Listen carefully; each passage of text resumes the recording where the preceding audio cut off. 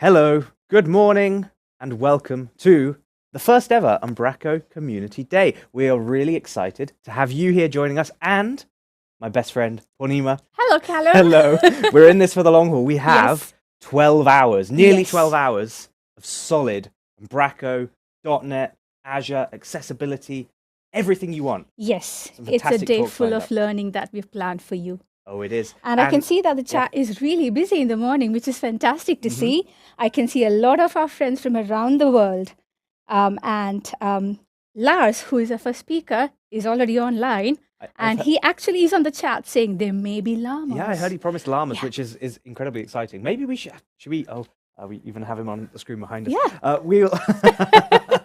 Amazing. Lars is going to be joining us all the way from Melbourne, or just outside of Melbourne, in Australia. And today we'll be traveling all over the world from different speakers, all the way from India, from Europe, from the US, and beyond. So maybe we should just go into our first talk. Yes, absolutely. Fantastic.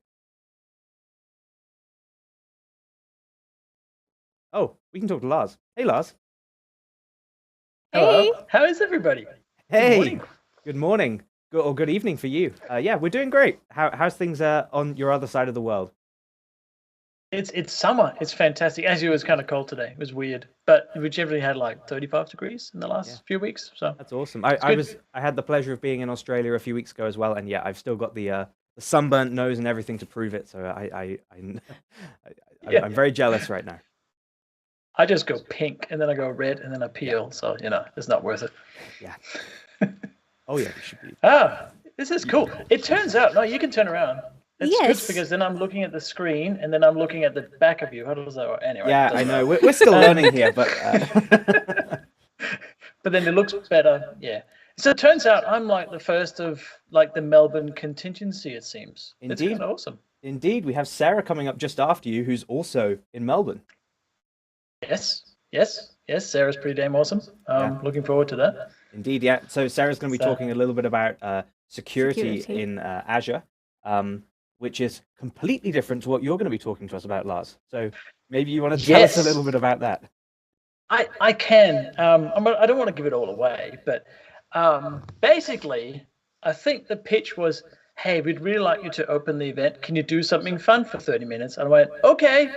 So that was the brief. And so I've come up with a bit of a collection of, let's not call them horror stories. Let's call them lessons from the software annals of history, which I think is interesting that we can learn a few things from, and maybe people haven't heard of them. I hope they've heard of one of them at least, but maybe not all of them. So that's sort of where we're heading.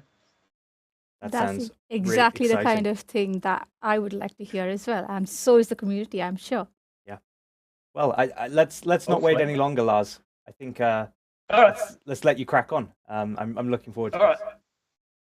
Sounds good. I'm going to try and share my screen because otherwise it's not much fun. Hang on. All right. That one. All right. Cool. So now that should work as far as I know.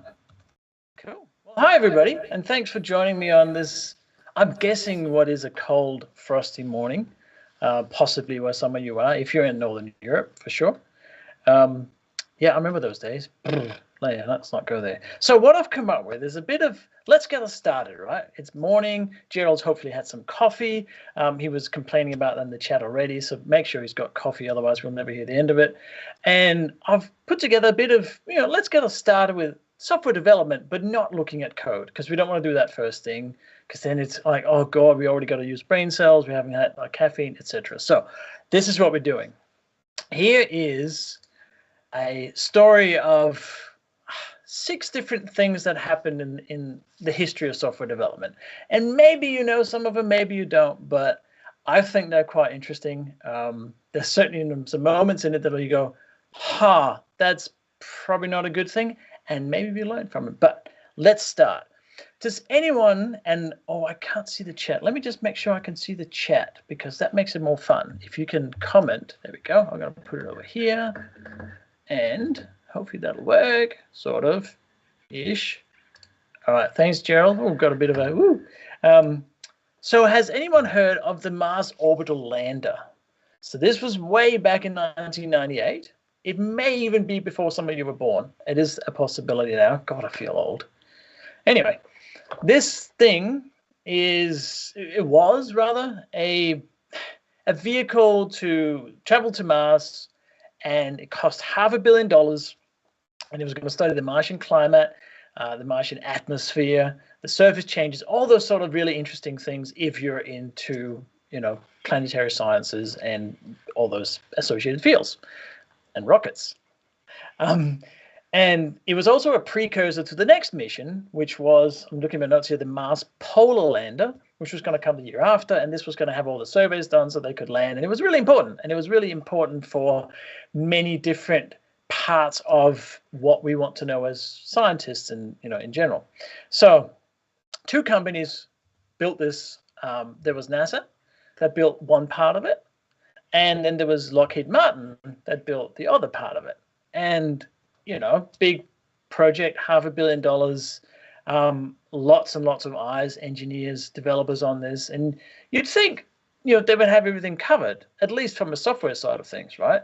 But what happened is that NASA was using metric and Lockheed Martin was using imperial measurements, in particular for let me just see, I don't want to give you wrong information here. The units of pound seconds instead of Newton seconds. And they didn't make any conversion between the two, which eventually resulted in, the thing just went off the radar in September of 99, and they never heard from it since. But that's what they reckoned it was. So, whoops, exactly. That's just one story of what we did as software developers. But we'll get to more of those, and we'll get back to the Mars orbital lander in a bit as well. So then we move on to, I'm just going to look at the chat here, because I always found the chat much more interesting. I want to see what you guys are all saying.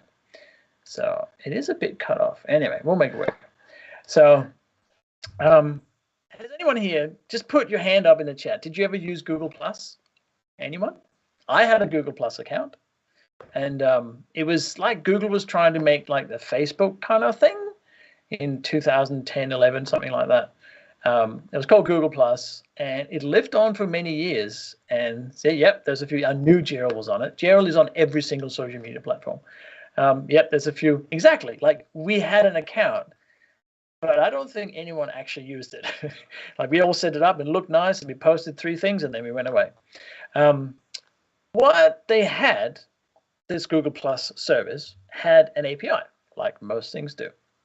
And in 2018, Google realized that they had exposed 500,000 people's personal details through an API publicly. There was a vulnerability in the API. And then they sort of went, oh, bugger, that's not good. Let's just move on.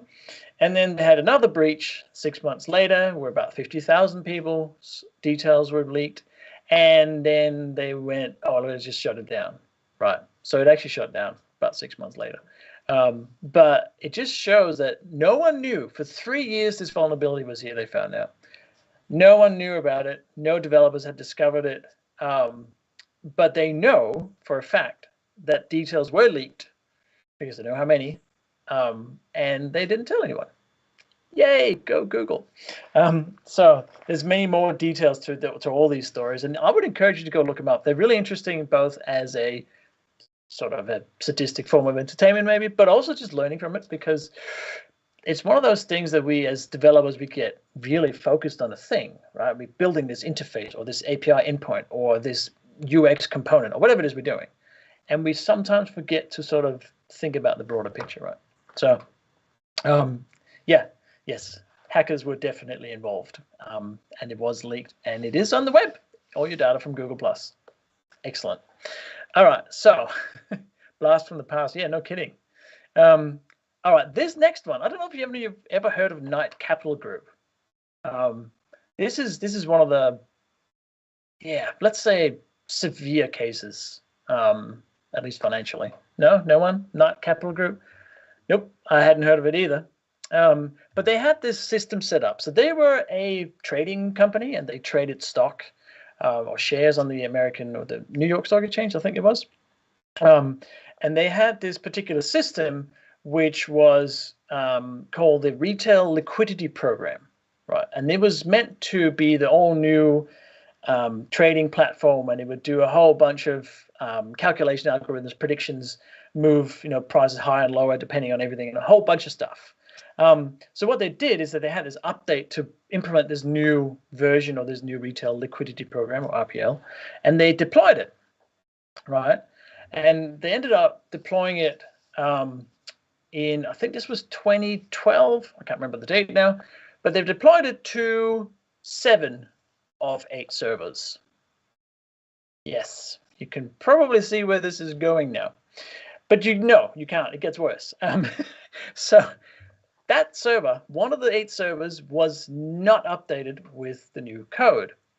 What they decided to do, the developers, in all their infinite wisdom, was to, I can't believe this. Anyway, this is what happens, is that they had a flag, so like, a feature flag that would turn things on or off. And they reused a flag from the previous version. They reused a flag. They didn't create a new one. They reused it for this new system. So when the new system was implemented, this old flag on one server got triggered by the new code when it shouldn't have. And it took them 45 minutes. 45 minutes. Anyone want to guess how much? And don't Google it because that's cheating. How much money did they lose in 45 minutes? Just I'll take guesses. It's many. Anyone? Oh God, people haven't had coffee yet. I'm waiting.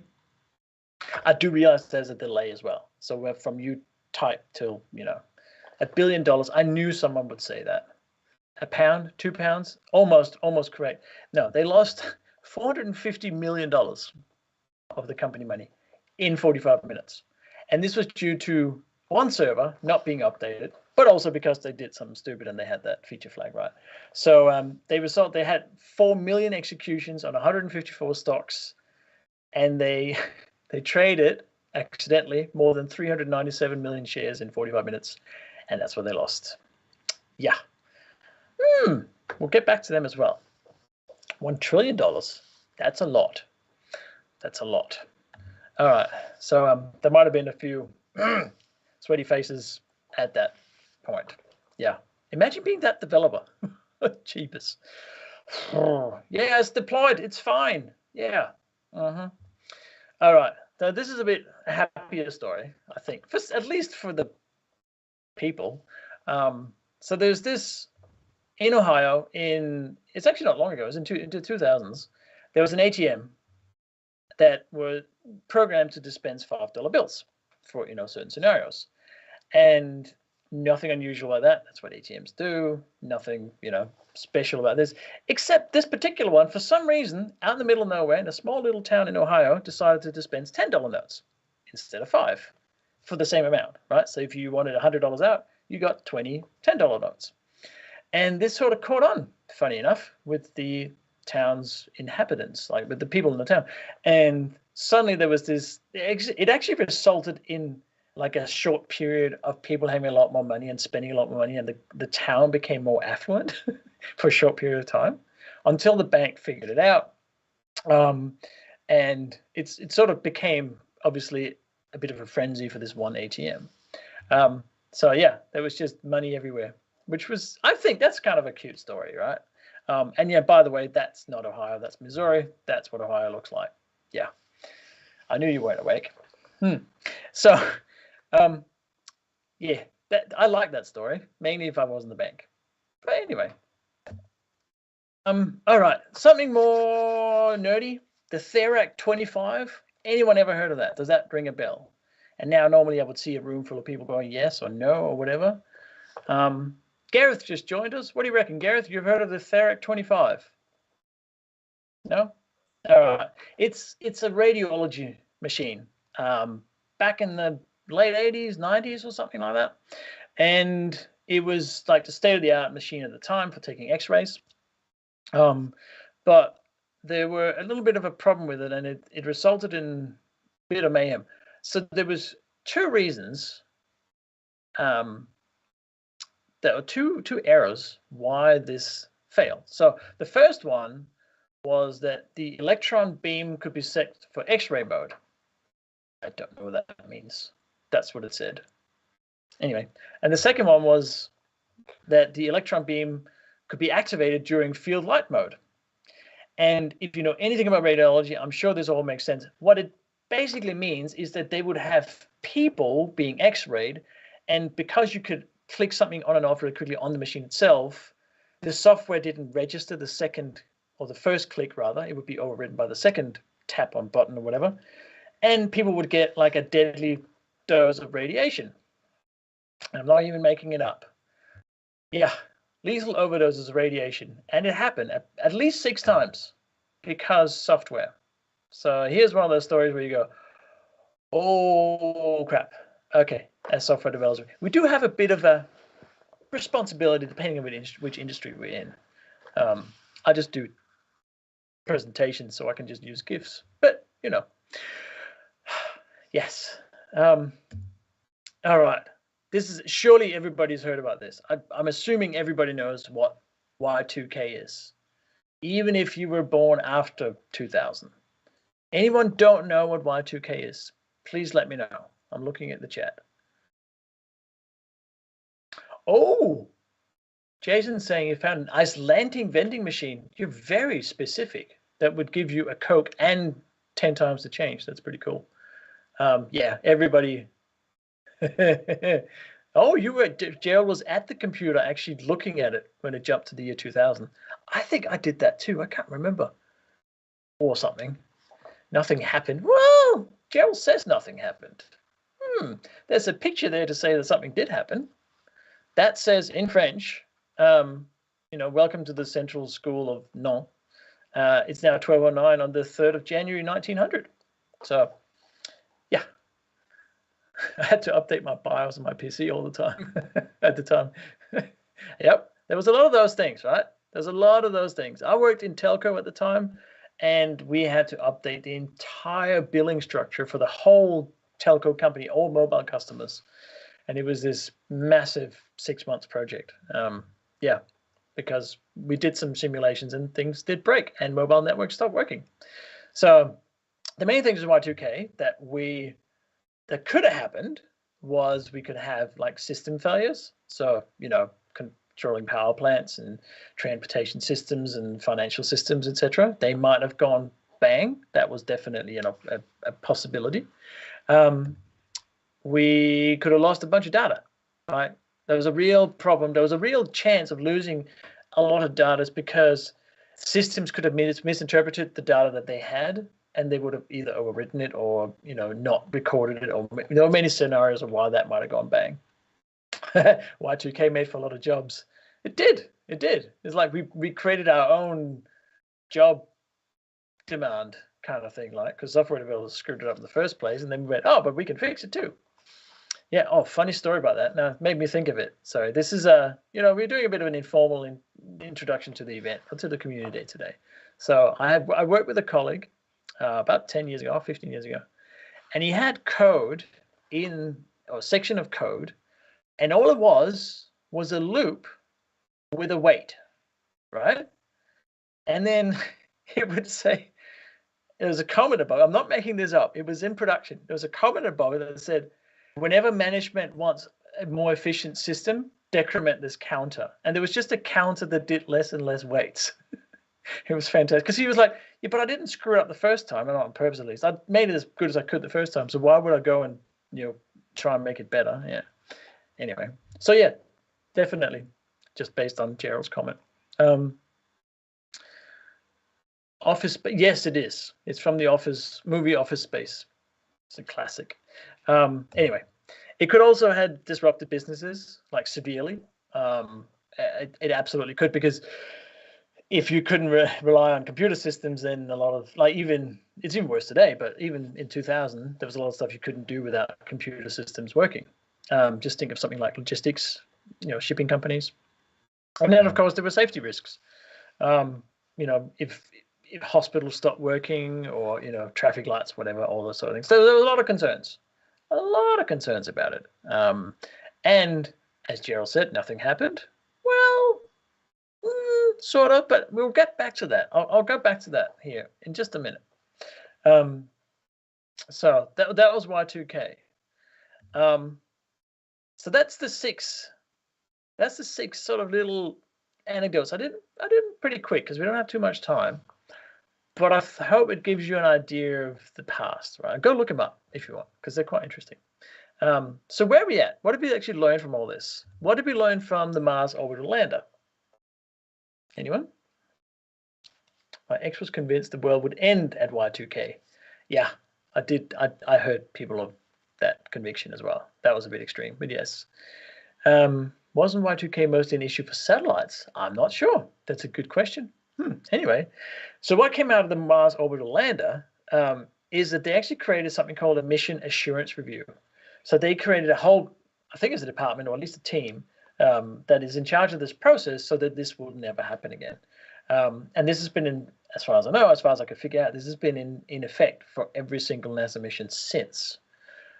So we did learn from it, right? So that's a win for software development, I think. Like the main thing is that we learn from these things because things are going to keep going wrong, as we see. Crypto. So what happened with Google Plus? Well, if in effect they didn't actually do anything. Google decided to just shut it down. Maybe it's because no one was using it, but there was no attempt to sort of mitigate any of it, except a lot of the business products now is actually based on the Google Plus code. Yeah, apparently, according to the internet, which is never wrong.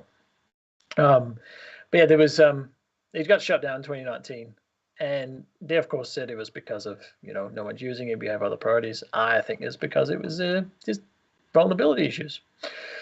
Yeah. Knight Capital Group. Well, they lost 70% of their value in one day, and then they tried to get more money and they couldn't, and they got taken over. And I don't know what the lesson was from all that. Who knows who the developers were that were actually in charge of it, but I don't know. Does anyone know? I couldn't find anything on the great Wikipedia page other than, yeah, it was bad. Android beta groups used to be Google Plus groups. Yeah, right. There you go. Renaming. I thought that was Microsoft's thing to rename everything all the time, but there you go. Yeah. Good comments here. I like this conversation. Keep it up. That's fantastic. Don't use use metrics. But anyway, I'm confused now. In regards to the ATM, this was actually kind of a nice story because the bank just decided to go, you know what, we screwed up. The customers didn't really do anything wrong. They just used the machine, even though they might have known, and they just took it on the chin, fixed the code, and let people have the money. Just wrote it off, which I thought that was kind of neat. And it was in Ohio, not Missouri. Yep. This was the much more interesting thing. The radiology machine, the X-ray machine, is that they've actually used this as a case study now. So apparently, if you're in the medical profession of software development for the medical industry, this is one of the case studies that's used on how not to do things. So I think that's kind of neat. I mean, it was quite tragic at the time, but it's still being used, allegedly. And then Y2K, we fixed it, right? Yeah. Actually, I think if we hadn't done anything, it would have been a lot worse. But because everything was sort of fixed and nothing really happened apart from one power plant in Japan went down, I reckon, and now it's written, people think it's a conspiracy theory. Maybe it was just to give us more work. I'm not sure. Yeah. So those are 6 stories from the history of software development. It's a light-hearted way to start the day, sort of, because we should learn from this, really. And it's a great way of sort of seeing what comes before us, because we're quite spoiled today as software developers. There's a lot of tools. There's a lot of pre-written things. A lot of developers before us have done a lot of the hard work, which is cool because we can focus on a lot new, harder problems. But yeah, it's definitely worth bearing in mind. So what is the moral of this story? Well, first of all, test your damn code. I've done talks on testing in the cloud. I've done talks on Azure testing, and I can't say this often enough. Test your damn code. A lot of these stories wouldn't have been here if it had been with proper testing. There's value in testing and QA, as annoying as they can be sometimes. Actually, in fact, I forgot to say this before, with the radiology machine, there were, on the previous model of it, there was hardware safety switches because they didn't want this sort of stuff to happen. They removed those so they could make it cheaper and then relied on software. Yeah, and then didn't test it. So test your code, however you do it, integration test, unit test, UI test using Cucumber, whatever they're called. Just test your code in whatever way you can. Communication, I think, is probably the main thing, especially looking at the one of the Mars orbital lander. If they had just sort of maybe spoken to each other a little bit about software, they probably could have figured out that there was a discrepancy there, I would imagine. That seemed like a communication issue. Get rid of assumptions. Just hose them off. As soon as you start assuming things, and this is one of the things I always come back to, having enough experience, enough years of seeing how assumptions screw things up, do the communication thing first instead of assuming people know things. And then finally, listen to your damn users. Seriously. Like, I know we as developers think users are a bit of annoying and they always click buttons they shouldn't have and they break things, but they're kind of the business that we're in, right? So we can hope. Oh, sorry, I missed that chat. Oh, hopefully nothing major should rely on 32-bit systems by then. Yeah. Yeah, let's not go there. But that's all I had. There we go. My name's Lars Clint, and I hope you're going to have an awesome day. I may go to bed at one point because it's 8 p.m. here now. But up next is Sarah Young from Melbourne. She's amazing. Back to you in the studio. Thank you, Lars. And I'm so glad you managed to get a llama in there just at the last minute. Well done. I did say I would. You did. That was fantastic, and a blast from the past, shall we say? Lots of things in there. The Y2K, the Mars rover, yes, and so much more. And actually, I love how you've got our chat so active, because there's been so many fun stories being shared there. But that's the nature of community, isn't it? We want people to engage and be part of it. Like, why else are we here? So it's not just to listen to me talk. Yeah, sure, I can come up with a funny story and get the day going, but I want to hear from the community. That's why we're here. Oh yeah, 100%. It's been a fantastic start. The community is really active in the chat, and there are some really interesting little pieces of information coming out as well, which is fantastic to see. And you had a great message at the end. I know we were chatting about this yesterday, testing and developers. This is what happens when you don't test your code enough. So I guess we as developers we have a very responsible job in our hands. Yeah. Oh man, absolutely. Yeah. Well, thank you so much, Lars. It's been really great. Hopefully we'll get to see you in Europe sometime, maybe for a Dugfest or something again. I'd love to come back. Oh yeah, we'd love to have you. Of course. Thank you so much. It's been great. And I guess, as Lars already said, we can switch over now to also Melbourne, but Sarah, who is more Melbourne. More Melbourne, more central Melbourne. We can switch over to Sarah, who works for Microsoft, and she's going to be talking about the security insights that we have in Azure. Security is obviously a really important thing. Lars mentioned there that bugs and things happen in your code if you're not tested. Security equally just as important. Make sure you're not leaving yourself susceptible to being hacked or anything like that. Absolutely. And, so we're going to learn a little bit, I think, about the tools that Azure gives us to control that, monitor that ourselves, Absolutely. and combat any issues that come up. Yep.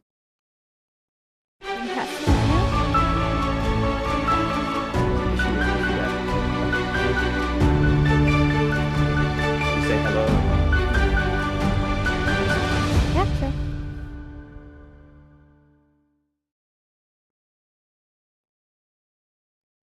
Hi, Sarah. Welcome to Umbraco Community Day. Hello. I think I was muted there. Sorry. I think You're on mute. I've unmuted myself now. I think I'm good. I'm going to say, I'll give, well, I don't know if Lars used this excuse. I'm like, it's in Australia. It's 8 o'clock at night. So it's not even that late. I can't complain. That's fine. That's one of the common mistakes that everyone makes these days. But it is a pleasure to welcome you. And I think it's your first time in the Umbraco community as well. So we are excited to have you here. It is, and thank you for having me. No, it is my first time, and it's always fun to, well, it's nice to go to events and communities you've talked to before, but it's always nice to meet new ones. And well, because I talk about security, it is relevant to everybody. So whether you like it or not, so we've always got things to talk about, whoever I go chat to. It's definitely the topic that people kind of dread having the conversations about, right? But it's absolutely essential. So yeah, I'm looking forward to seeing what you have to show us. Yeah, well, I know I've only got half an hour and I could talk about this for days, so I'll crack on. I'm sure I'll probably give people more questions than answers. I'll try to not do that, but if it gets you thinking about security, then that's awesome, because of course it's such an important topic, and you know, you can't get away from it in your personal life, your mum, your dad, your grandma. I mean, we're not talking about that kind of security today, but you can't ignore it as much as you might want to. We have a very active chat here, so people in the chat, please let us know if you have questions for Sarah, or share your stories like you have been with Lars already, and we'll have a chat with you at the end, Sarah, after your session, and maybe we can do a bit of Q&A. Yeah. Please ask questions. Please tell us, confess if you want to. Confess your security sins. I will have heard worse. I can guarantee you. I don't know if people can post anonymously. Maybe they won't want to do that. But like, everyone does silly security things. So, I've probably heard it before. So yeah. Awesome. Well, when you're ready, take it away. Cool. Well, let me crack on. Let's boot up my screen, give it a share. Let me swap that around so I'm sure the studio people can actually see it. Just give me a second. And it's just gone way past. Don't you just love a bit of PowerPoint joy in the evening? There we go. Okay, we'll go back to my agenda. So, hello, everyone. So I'm going to kill you a bit with PowerPoint just because I couldn't possibly demo all the fun things. That's probably for another time. But what I'm going to talk to you about today is application security essentials in Azure. Now, disclaimer, as we've already said, I work for Microsoft, so of course I'm going to talk about what we've got in Azure land, but it is worth calling out here that, and I will talk about this as I go, that there are, the basic principles are the same, no matter what cloud you're building in. So high-level security principles are the same. Sometimes the tools will differ. There are always usually similar tools where the Microsoft Azure tools can be used in other clouds as well. I'll call that out. But if it's something that doesn't work in whatever you're building on, there will be another tool out there. And I think that's really important to mention, because just because if you're sitting there thinking, oh, well, I don't use Azure and Microsoft, so this isn't relevant to me. It is. You should go find a tool that does the same thing in whatever environment you use, because security, is for everybody. Real quick, just because I like to do. So I'm just going to quickly tell you who I am. I'm going to talk about why you should care about security. As I said before, I said whether you like it or not, you need to, but I want to give you some stats and show you a little bit of the lay of the land about why it's so important. And then I'm going to talk about some really quick security wins. This isn't a super long session, so I want to sort of get straight into the things you can go and do. Now, some of them might not be necessarily just your job. They may also be something you need to do with your security team, or if you have a DevSecOps team or a SRE team, they may be involved in this too. But it's the kind of stuff that maybe you should be going and asking about. And then, well, there's Q&A time at the end, which I put in. Really quick, who am I? I'm a cloud security advocate at Microsoft. I live in Melbourne, so I'm actually originally, I've lived in quite a few countries now. I'm originally from the UK. I've worked in security for like 10 years. I love talking about securing things. I've written some MS Press books on security. I co-host a security podcast, which amazingly people listen to. I've been doing it for 2 years and it still blows my mind that people listen to it, because we just kind of started as a pet thing. I am a crazy dog woman. I have they are my dogs. That's actually a new picture from this afternoon. That's what I do when I update my slides. I update pictures of my dogs as opposed to maybe looking at my content. I have booted my dogs out of the office for this session because they are really good at knowing when I'm trying to do presentations and making noise. So so yeah, that is me. But let's get down to it. Why should you care about security? If you're a dev and you're building, you're not securing, why should you care? So let's just put some things into context, because this is one of my favorite slides in the world. I'm just going to put the whole thing up on the screen so people can read it as I talk. But let's have a look at this. These stats come from Microsoft security research. We have quite a few security research teams, and it's in US dollars, these prices. So just to sort of tell you how easy it is to do and buy attacks. Like, you don't need to be very skilled. If you go on the dark web and some other dodgy things, you can pay about $66 to buy a ransomware program, and then you can go do your own ransomware. Then the weirdest, it's a really strange thing to say, but you can basically go on the dark web and people have like productized ransomware.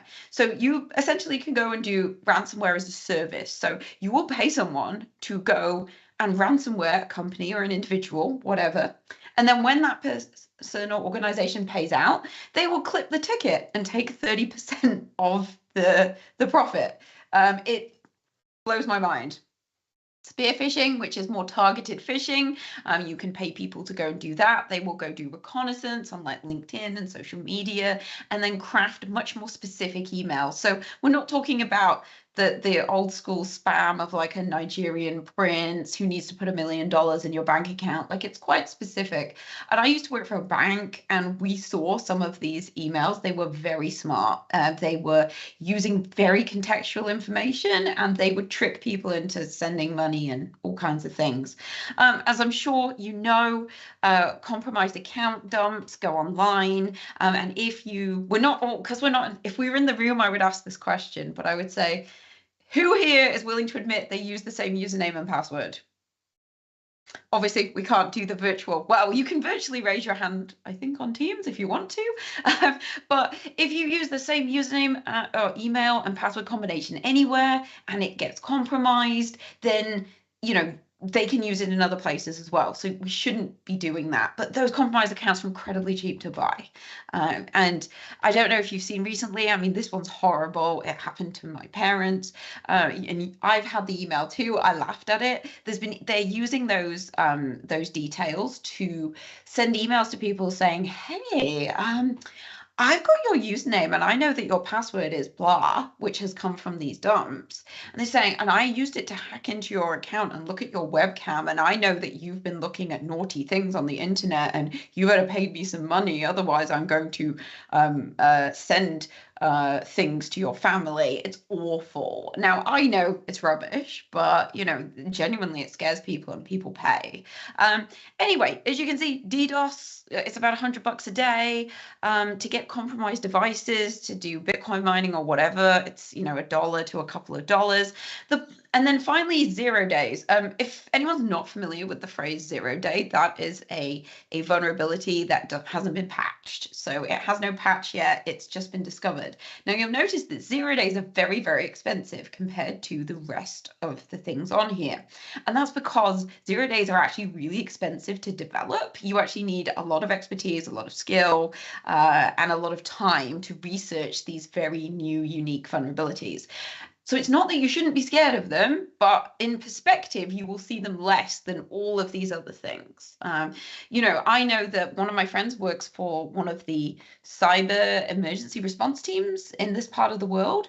And she was telling me one of the calls they get the most, this is a government agency that anybody can ring. One of the calls they get the most is from teenagers who are DDoSing each other on like Fortnite and stuff, because there are services where you can go pay $1 or $2 to DDoS your competitor in online gaming. So if it's that accessible to teenagers, like imagine how accessible it is to like criminals, adults, people who want to do bad things. So that's just sort of the lay of the land a little bit. But there's good news, because I realize that sounds quite depressing.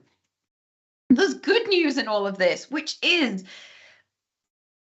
and it's boring, but good hygiene and good practices, good security hygiene. So by good security hygiene, we mean things like keeping things patched, having multi-factor authentication, good coding practices. It's not particularly sexy or exciting.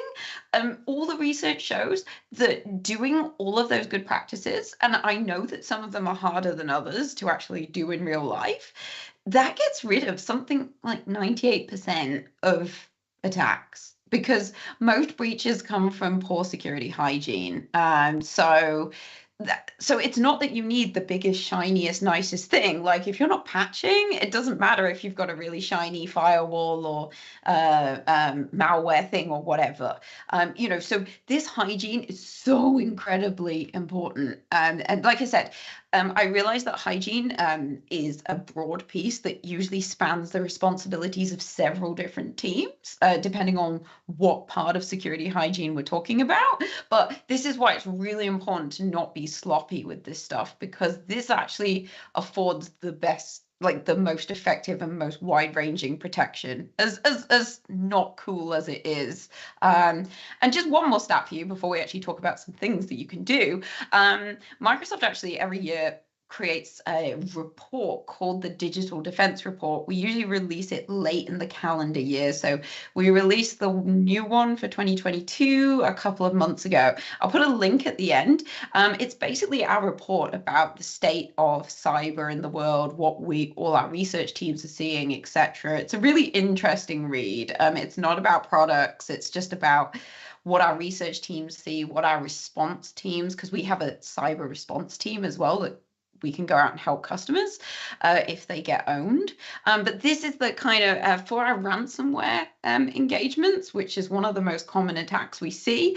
These are the kind of the problems that we see. So you can see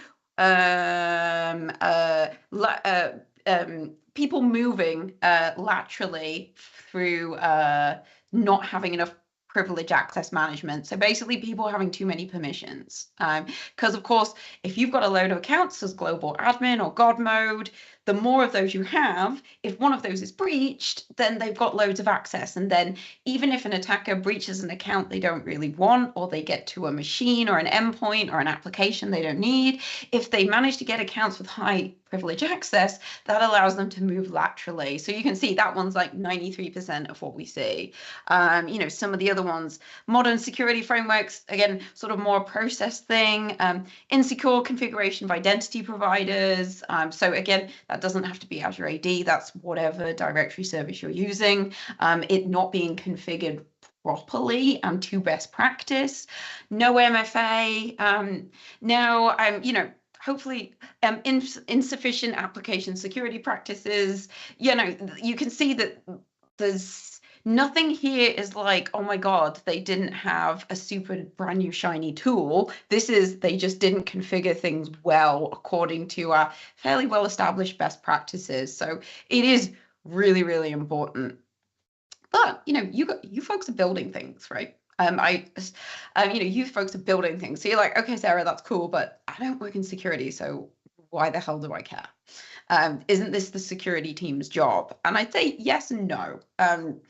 I think we're going through a bit of a shift at the moment. So, pretty much everyone is trying to do agile, shift left, and we've got a bit of a conundrum because for me as a security person, traditionally, we have always been like, no, we need to check everything. We're not going to let you devs do anything without us checking it. And you aren't allowed to do anything. Whereas now with DevSecOps and shifting left, essentially, we're trying to give a bit more freedom to devs, but within like guardrails. Now, honestly, this isn't a technical challenge so much as a psychological challenge, in my opinion, as in people who are building need to step up a bit and be a bit more conscious of security. And security needs to let go and trust devs and building people, operational people, to do security right. So it's an interesting chicken and egg. Who goes first? I think it's still relatively new, and it's something that all organizations are on a journey to do. So one of the things I just try and do, I've actually spent a lot more time in developer communities recently because I know that developer communities find security really interesting, but it's still something that is not top of your list because you're trying to build things, you're trying to push code and blah, blah, blah. And although there is a lot of interest in it. So that's why I'm just trying to keep talking. I think that, and as IT people, we're not the best at this. We need to people who are building and security folks really need to talk more, work more closely together, because this whole agile thing, way of working, doesn't work properly if we don't. But it's a journey for everybody. But what I'm going to talk to you about is some of the things that either yourselves, depending on the size and structure of your organization, or you can go and talk to your security teams about doing these things. So let's hit it. So again, I'll reiterate just before I go, I'm going to talk kind of about Azure things, but again, as I said, if you're not using Azure or you're using another third-party tool, say instead of Azure AD, you're using Okta, essentially the same principles apply. So, store your user identities in Azure AD. If you're building something, it should not have a separate identity store. Do not do that. That is a very bad idea. It will not be as secure. It means there's a separate username and password store that needs to be managed. You can't apply, it's harder to apply lots of good identity controls to multiple identity stores. Particularly with Azure AD, we may remember if you're used to on-prem AD, it didn't used to play nice with a lot of things. It would only talk in proprietary protocols and blah, blah, blah. Azure AD is totally different. Although it's called AD, under the hood, it's completely different. It uses all open source, like industry standard authentication protocols. So there's no reason you shouldn't be able to talk to it. And again, if you're using some other identity provider, same principle. Like, don't be making strange little identity stores because you think it's too hard to integrate to your central identity store, whatever it is. They really have changed if you haven't looked at them. And when I've talked to dev people, this one seems to come up a lot. Make sure, of course, configure it properly that they only get redirected to the application after they've been authenticated, not before. That can happen sometimes, depending on how you do it. In Azure AD, we have something called conditional access. Again, other identity products have some similar things. I don't know the names of them. And essentially, it's just smart. It looks at the conditions of login. So it might look at the time, the date, what you're trying to access, where you're logging in from, and it rates it as like high, medium, low risk. And then you can define, like, if it's high risk, do you want to block them?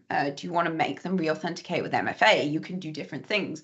We use all this stuff in Microsoft land. When I was on holiday pre-COVID in Nepal, I obviously got flagged as a high-risk login because I don't often log in from Nepal, and I had to re-authenticate myself with MFA, etc., which I don't have to do all the time for low-risk logins. I already called it out earlier in the stats, but please use MFA. Again, doesn't matter what identity product you're using, use MFA. Everyone should be using it. I know, there's just no excuse. And all of our research shows, and you can see this, not just Microsoft research, that using MFA protects against an insane amount of attacks. Insane amount of attacks it will get rid of by just having MFA. Also, if you have on-prem, there are actually ways now to use these modern identity features on-prem. In Azure AD, it's called Azure AD Application Proxy. So if you've got something old and antiquated that you can't get rid of or you can't move it for some reason, you can actually plug Azure AD into it and get all the cool new features that on-prem AD could never do. So that's something to bear in mind. Other than that, the Key Vault is the store in Azure. But again, there are other secrets and key stores out there. Make sure all your certificates and keys and other secrets are in there. Also, don't use strings when you could be using something like a managed identity. A string is very basic. It's essentially just a password. You can actually use Azure. So you don't want, what I mean is you shouldn't be using a string to access a key vault. We have much nicer ways of doing that are far more secure. It is best practice, but unless you're like focusing on security, you may have missed that. That's certainly another one that comes up a lot. And finally, your client's secrets and certificates, please do not give them like 200 years or 100 years. I see it all the time. I get it, because you don't want them to expire, because then you have to rotate them and it's a pain, but they shouldn't be going on forever. It's really bad practice. Again, check with your security people if you have some kind of policy on that. You may well have a policy that says, certificates and secrets can only be blah. So yeah, that's my identity thing. A couple of things around connectivity. This is quite Azure specific, this one, but again, have a look. If you're not in Azure, there are other ways. There are certainly other things out there that are similar. We have something called Azure Bastion that is, so I don't call it, Bastion is more a phrase, I think, from America. I call it a jump box or a jump host. It's basically a fully managed jump host or Bastion that you can use to get into Azure from the outside. And you can RDP and SSH into it and then jump into virtual machines on the Azure portal. Much nicer and tidier than having to have your own random rubbish jump box that you probably forget about. We also have in Azure a tool called API management, which allows you to cache and throttle and authenticate APIs. You can also limit the people who can actually access that API. Again, API management does other things as well, but just highlighting the security features, it's definitely worth having a look at. And of course, we have load balancers as well. Not officially a security tool, but I think, of course, a load balancer is useful for your availability, and availability is an important part of security. And load balancers can also, have a role in protecting against DDoS things as well. Real quick, not going to go into this because I've already talked far too much, but I assume I'm sure I can post these slides somewhere if people are interested. This is just a really nice layout of the various different bits of Azure for networking. I'm not going to talk about them. I'm not going to talk about them this time, but you can see how if you're building an application, so the three on the left are the ones you want to care about, which is DDoS, a WAF, and firewall, which should come as a surprise to nobody. And then we have network security groups and service endpoints, but that's more about just segmenting up your tenancy. So yeah, that's again just a real quick thing there.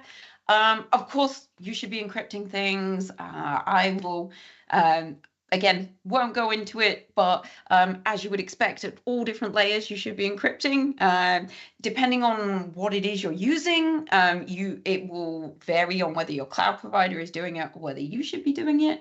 It can change from product to product. Do make sure you have a look and make sure you're clear always on shared responsibility. Again, every cloud provider will talk to you about this. Shared responsibility, it's so important to be clear on who does what in your security controls, because if you think your cloud provider is doing it, but they're not, then there's going to be a gap. And it does happen more often than I would like to see. I definitely think we're getting better, but so of course we have ways, and again there are also third-party ways of doing it. At pretty much every single layer in the OSI stack, we do encryption, as you would expect. Now, definitely sort of towards the bottom of this stack, that's always going to be your cloud provider, and then depending on what's on top, if it's a virtual machine that you're running, if it's IaaS, infrastructure as a service, you'll be needing to do it. But if it's going up more to a PaaS platform as a service, then we'll probably do it. And again, talking about that is probably another session in itself. But all I'll say is we have ways of doing it. Just make sure you're clear on who's doing what.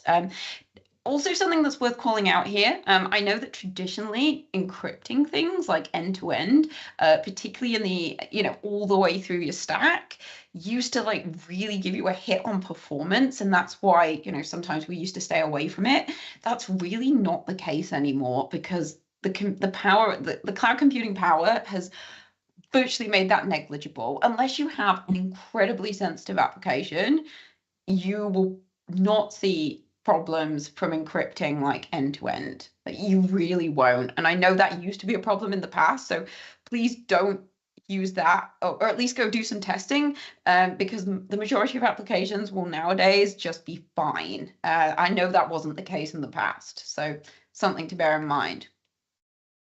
Not something, moving into logging and monitoring. Now, if you're building things, you won't be doing the monitoring. That's probably going to be an operations team.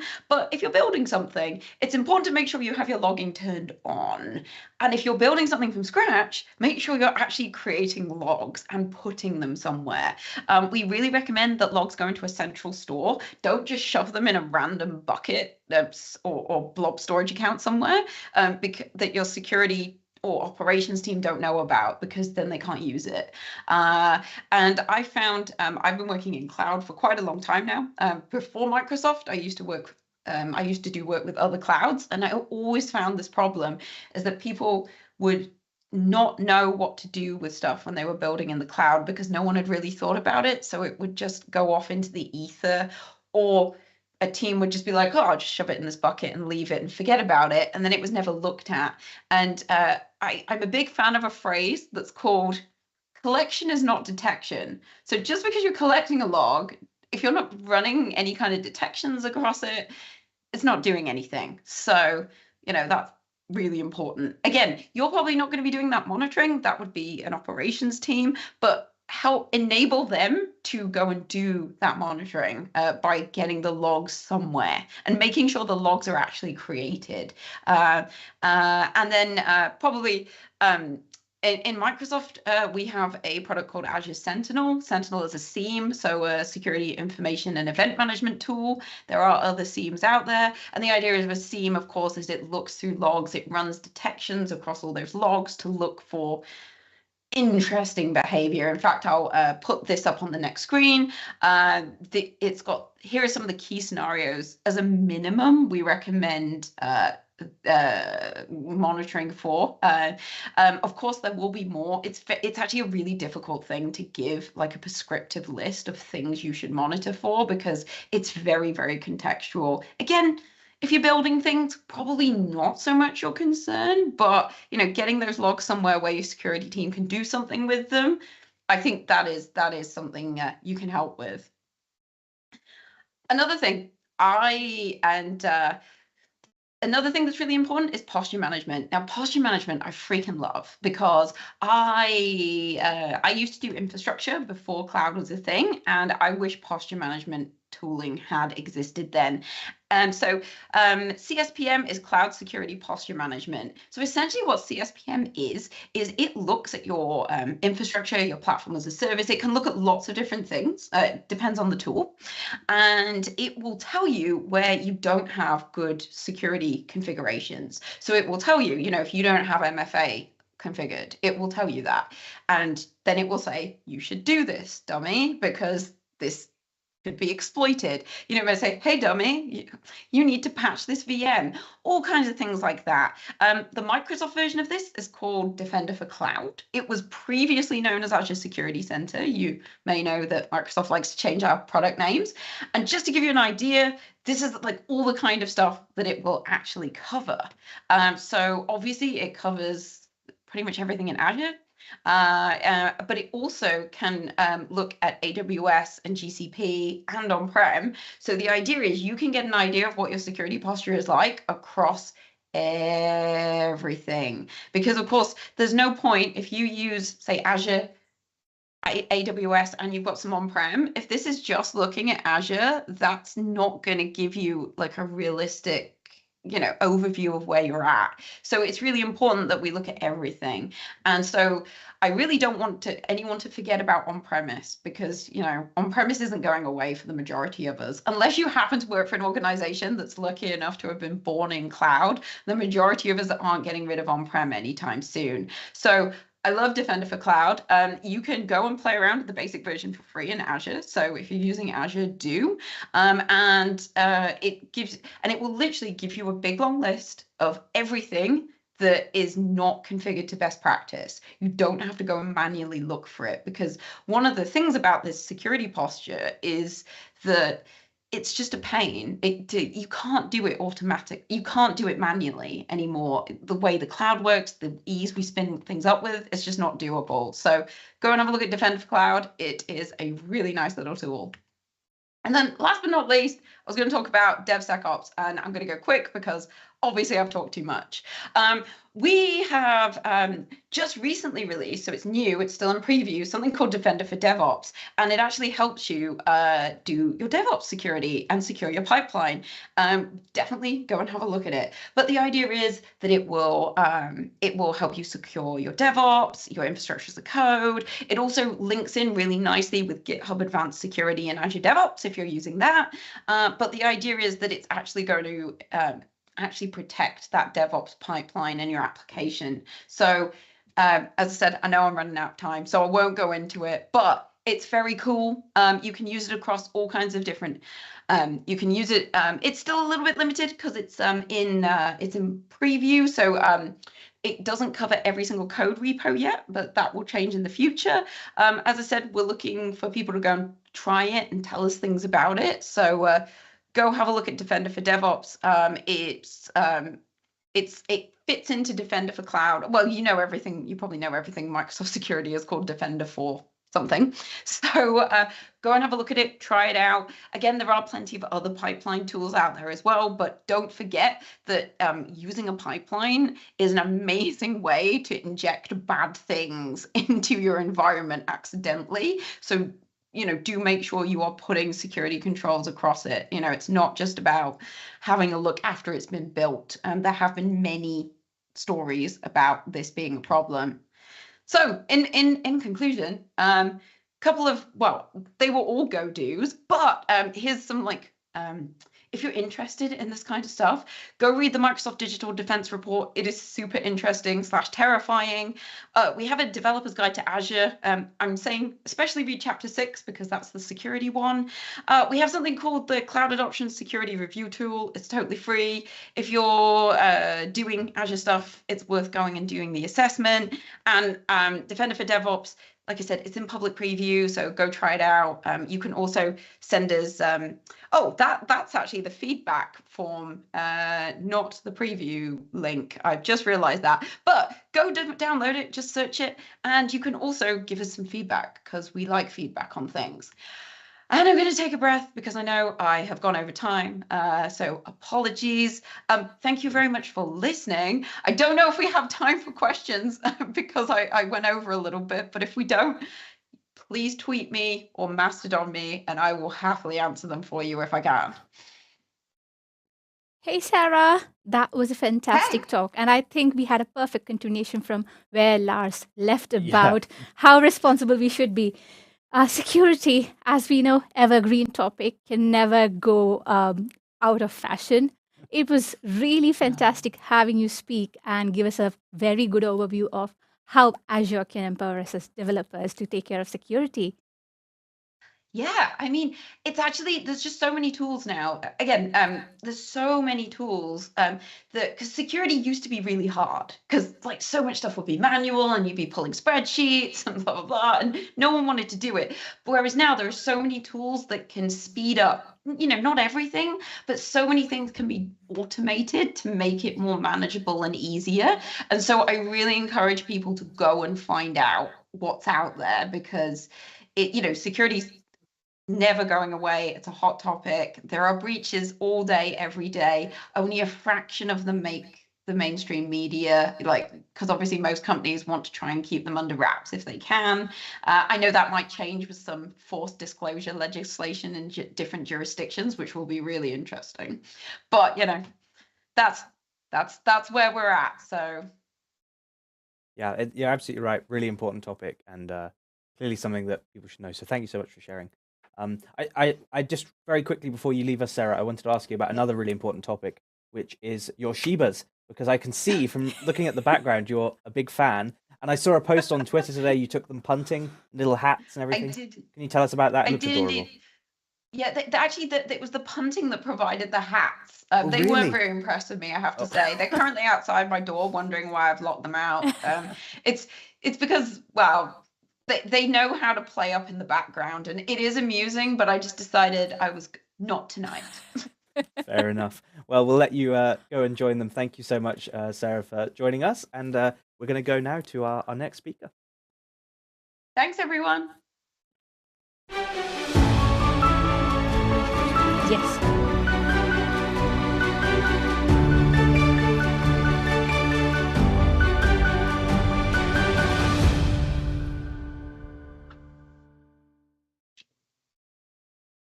Welcome back, and we are still staying in Melbourne because we have fantastic Emmanuel Tissera joining us from Melbourne. Hi, Amy. Hi Purnima. Hi. Hello. How are you guys? I'm good. How are you? I'm good. I'm very well. Thank you. Absolutely. So whenever you are ready, take it away, and we can come back later on and have a little chat. Oh yeah, that'll be great. I hope I can get a few minutes extra because I've timed it to the dot. Absolutely. Whenever you are ready. Yep.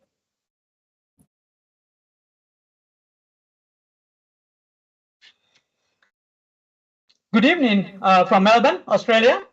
Thank you for joining me today to learn about Mac architecture. First off, I want to apologize to the bard for appropriating the title of his play for my talk. Shakespeare wrote about a play about the different themes of love. And in this talk, we will explore our love of future-proofing our tech stack. With that apology out of the way, let's talk about what the acronym MAC stands for. Microservices, API first, cloud native software as a service, and headless. This is where I come in. I've been working with headless since 2016. I'm Emmanuel Tissera. I've been in software and web development for over 20 years now. In this talk, we will learn about Mac, the Mac Alliance, Frankenstack, and the composable DXP. I will talk you through a real-world Mac example and give you some hints on how you could future-proof your current tech stack starting tomorrow. We will then see what the future looks like for Mac in the Umbraco space. Let's get into it a little bit deeper and understand what Mac really means. We know that MACH stands for microservices, API first, cloud native SaaS, and headless. That's still a bunch of words. What do these words mean? Microservices. These are individual pieces of functionality that are independently developed, deployed, and managed. Usually, a single microservice will provide a discrete business functionality For example, content management or e-commerce. The functionality of these microservices are exposed via an API or an application programming interface. A good example here is the GraphQL API exposed by Umbraco Hardcore. The API allows applications to retrieve content via an API call. These microservices should be cloud-native SaaS products. It's not enough that they're hosted on a cloud platform, but they should scale on demand and auto-update without impacting the end user. Think of your Microsoft 365 or Google Suite. When was the last time there was an outage due to a version update, or time when you couldn't access it due to scaling issues? It's almost unheard of. The last one on Mac is headless. Headless allows presentation to be separated from the data. This allows decoupling of programming languages and technology frameworks. Your vendor does not dictate what language you write your front end in. A good comparison here would be Umbraco CMS to Umbraco Hardcore. In Umbraco CMS, you need to use .NET MVC to render the front end. But when it comes to Umbraco Hardcore, your front end could be written in React, Next.js, PHP, .NET, or even Rust. Building out a Mac ecosystem sounds like a lot of work. Why do we want to move away from out-of-the-box software? Why move away from enterprise suites, which give you all the functionality out of the box? Why do you want to call different APIs or compose different microservices when you can build a monolithic system which is simpler to manage? The idea is that the Mac ecosystem would future-proof enterprise technology. The Mac ecosystem speeds up rolling out current and future digital experiences. With microservices, they can be swapped and changed in an agile and nimble manner. Because the services are cloud-native SaaS products, they're always up to date. You don't need lengthy upgrade cycles. You don't need to stick to a release cycle. Since microservices are independent of each other, you don't need to wait for months and years to deploy a new or enhanced digital experience. The customer is king once again. They can choose the best of breed products rather than relying on their enterprise suite to provide functionality they have been asking for years. With the ability to swap and change microservices, the customer is no longer locked into a single vendor. For example, you can switch your e-commerce implementation to a different headless commerce engine without totally taking apart your application. This is the aspiration of the Mac Alliance. The Mac Alliance was formed 2.5 years ago with the mission to future-proof enterprise technology. Organizations can join the Mac Alliance either as a tech vendor, a system integrator, or as an enabler. Mac tech vendors, you can see a few here, are organizations that provide best of breed composable products. They are explicitly prohibited to market non-Mac products in order to qualify for membership in the Mac Alliance. For example, you can use the products from these vendors to build a composable stack with maybe Contentful to deliver content, Algolia for site search, commerce tools for e-commerce, and Personify XP for personalization. Then there are the systems integrators, usually large-scale digital agencies or IT service providers who have the knowledge and know-how to mesh those vendor products into a composable architecture.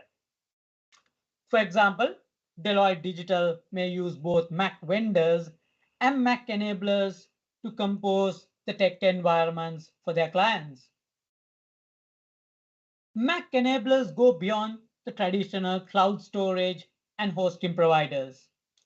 They support the functional areas of the Mac architecture, such as monitoring, tracing, and orchestration. For example, Netlify not only allows for hosting your website, but provides ancillary services to make the best use of your Mac architecture.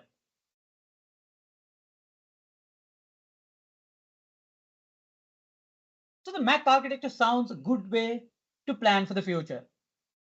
But if you paid attention, you would have noticed a missing logo in the Mac vendor section. So a $1 million question is, why is Umbraco not a member of the Mac Alliance? I can answer this from an outsider's perspective. Currently, Umbraco HQ offers support for Umbraco Core and sells Umbraco Cloud and Umbraco Hardcore. While Umbraco Hardcore is 100% Mac compliant, the rest of the portfolio is not 100% Mac compliant. So that does not allow Umbraco HQ to join the Mac Alliance. Does that mean we can't use the Mac architecture in our solutions? Before I answer that question, let's take a quick look at what we have sometimes done in the past. Have you ever built a Frankenstack? Some of you may be shaking your head saying no. That's okay. But do keep an open mind and see if you can relate to my story. Maybe you started off with a CMS to build your website. Then the business owner wanted to stream videos, so you added a custom streaming service that you built into the CMS. Then you created multiple portals for different customers and added functionality to pay a bill on top of it. Then they wanted to send SMS reminders to those customers who had overdue bills. The list goes on. I'm guilty of building such Frankenstacks in the past. I've even built Frankenstack on Umbraco some 10 years ago, and it's still thriving out there in the wild. 20 years in the industry, and there are definitely some skeletons of Frankenstacks in my closet. There are both pros and cons to the Frankenstack. The pros are that costs are less and having to deal with a single code base. On the other hand, releases are less frequent, tech debt is accumulated, and quick changes are hard to make. So, what is our alternative then? In my opinion, it leads us back to Mac. We should be using microservices, which are API first, cloud native, and headless in a composable manner. But we still have the question of Umbraco not being able to join the Mac Alliance as a vendor. Again, I don't think this is an issue since others in the same market space with products similar to Umbraco Hardcore are not members of the Mac Alliance. For example, Optimizely is working on being compliant with the CDIS standards for RESTful API data exchange, which is driven by the Osiris Alliance. So while Umbraco might never be a part of the Mac Alliance, I'll be more focused on using the Mac architecture to enhance my Umbraco solutions for the future. This is what Umbraco HQ and other CMS vendors are now talking about when they talk about a composable DXP. Composable is such a buzzword that HQ even invented its own drinking game with it.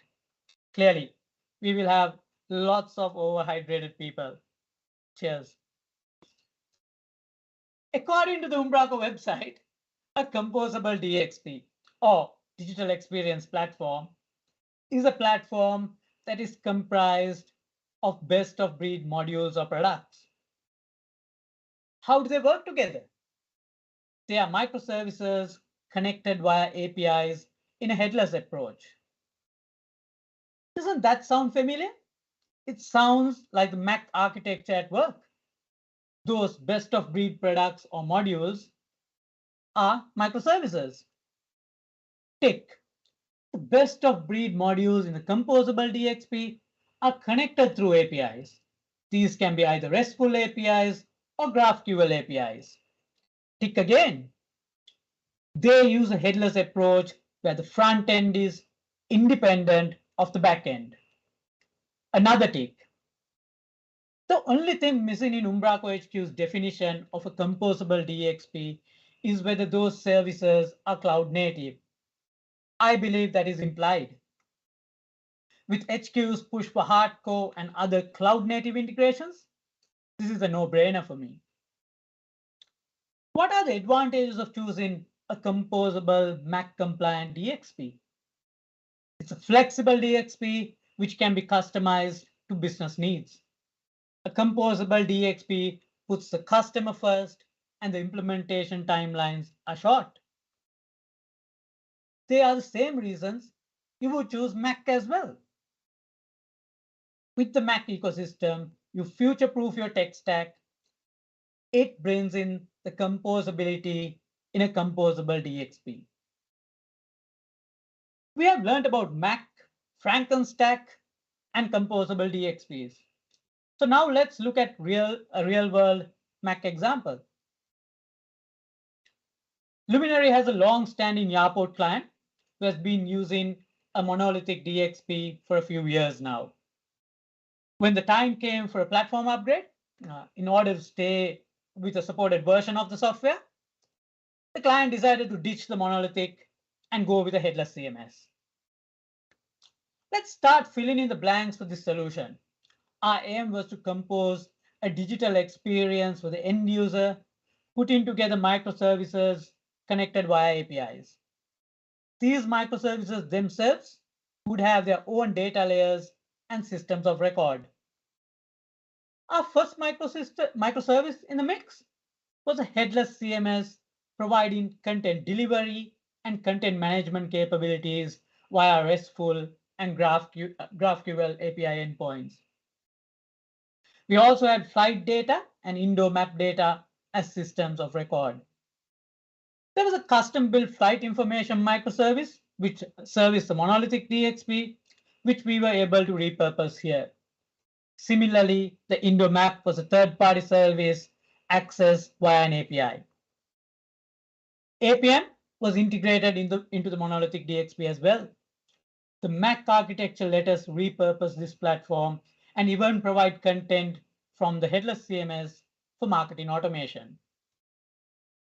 We also had a travel time to airport API provided by the Department of Transport, which we needed to wrap in a proxy API, which we once again reused as a part of the composable DXP. We were already using SendGrid SMTP API, and it was a no-brainer to keep using it as well. Not long ago, this client moved from Salesforce to Dynamics 365. Moving that integration was a bit of a nightmare. But with a composable DXP, switching CRMs are not that hard due to how they're connected via APIs. We wrote custom APIs on top of the monolithic DXP to support the chatbot provided by Yaport.ai. But with a headless CMS, providing content to the chatbot was not an extra job. This really showed off the power of a headless CMS to be omnichannel. With proper content modeling in place, we did not need to worry about writing new custom API endpoints. The general public who were physically at the airport were given free Wi-Fi access via a special page on the monolithic CMS. The ability to refactor that as an independent microservice has many benefits. For example, changing the physical Wi-Fi routers and Wi-Fi management systems does not mean that we need to update and make a new release of the website anymore. Finally, Algolia Search was integrated from scratch to replace the search functionality of the monolithic CMS. The Mac architecture allowed us to choose the best of breed search product rather than rely on a subpar out-of-the-box search implementation. With all of these composable microservices and APIs chosen, our next decision was which technology do we build the front end in? Since none of the vendors dictated which language or technology we had to use, we were able to choose Next.js as the front end framework, allowing us to build a Jamstack site. While this Mac architecture might not tick all the boxes, since some of them are not SaaS products, they are microservices, they are API first, cloud native, and headless. The microservices are hosted across different platforms such as Microsoft Azure, Netlify, and AWS. That example sounded exciting. All the latest tech and Mac architecture mixed in. But what if you still had to maintain and build on a monolithic CMS? Let's see how we can future-proof some of our old tech, even if we are not fully Mac compliant. It's very tempting and cost-effective in the short term to bake everything into the CMS. Do you need a page to process offline payments for a charity? Put it on the CMS. The hosting is already paid for. The libraries to interact with the payment provider already in there. So the easiest option is to bake this unrelated functionality into the CMS. In an ideal world, this should be built as its own microservice, which can be developed, deployed, and managed independently. In this manner, you could start building a catalog of microservices. It might be cheaper on the short term to build your own microservice to provide some functionality. But in the long term, that piece of software needs to be maintained and upgraded along with its underlying tech. For this reason, where possible, use cloud native SaaS products. You can find the best of breed products which are fit for purpose and meets business requirements. You're not saddled with upgrading these services in the long run. Don't code your own microservice. Search for a SaaS product which satisfies your business requirements. If you can't find a compatible microservice, that's the only time you would build your own microservice. Monolithic DXP and monolithic software are synonymous with large single code bases. Moving away from a single code base is a good indicator that you want to provide discrete business functionality as microservices. This will allow you to develop, deploy, and manage functionality independently. With cloud native SaaS products, you don't expect a downtime from your vendor. Similarly, automating your deployments and architecting your ecosystem to have zero downtime during deployments is something you should strive for. This automation indicates confidence in your testing regime and allows for more regular code deployments. When automating your deployments, also steer away from doing big bang deployments. Your deployments should be discrete units of work with feature switchers configured to turn them on and off. Moving away from large deployments allow for smoother rollbacks or hotfixes. This ties in once again with not having a single code base tied to a monolithic system. Purchasing or coding new microservices should not be done in isolation. Every new microservice should be added to a catalog in order to strategically manage, promote, and share APIs. Think of it as a shopping list for your developers and end users. But you may still have to deal with a monolithic CMS.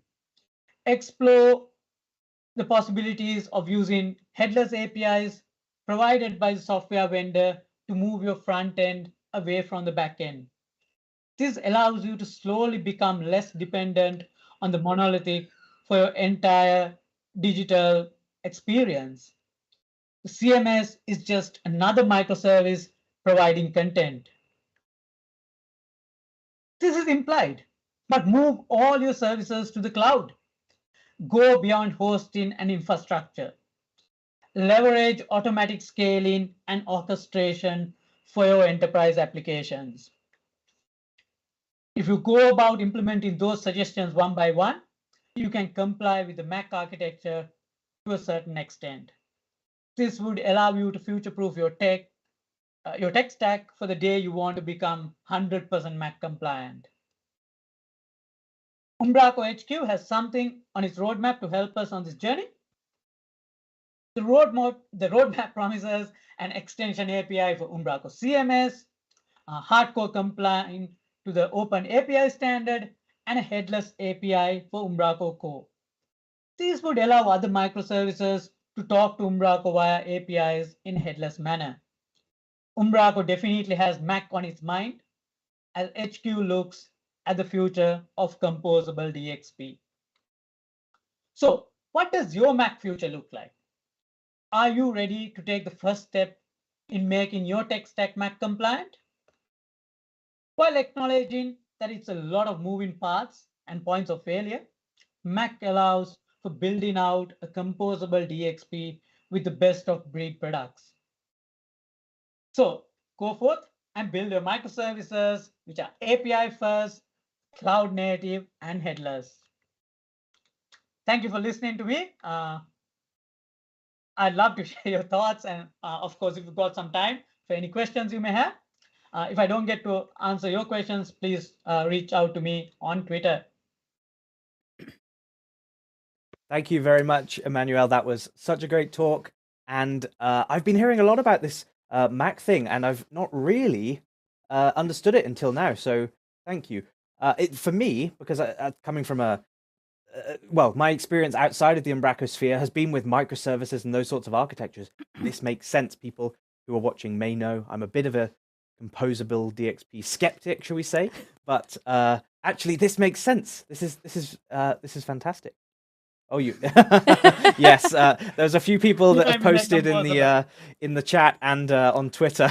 This is the first mention. Only an hour into the day, and we've already drunk. For those that play the composable DXP drinking game. Yeah, thank you. That was and it's 9 p.m. here, so definitely. This is what as well, just to make sure everybody knows. Definitely. Well, thank you so much for your talk, and we actually have a couple of your colleagues coming up as well. Oh yeah, they're excited. They are, I would say, the first certified developers in Indonesia, and two ladies, and they are all excited to go.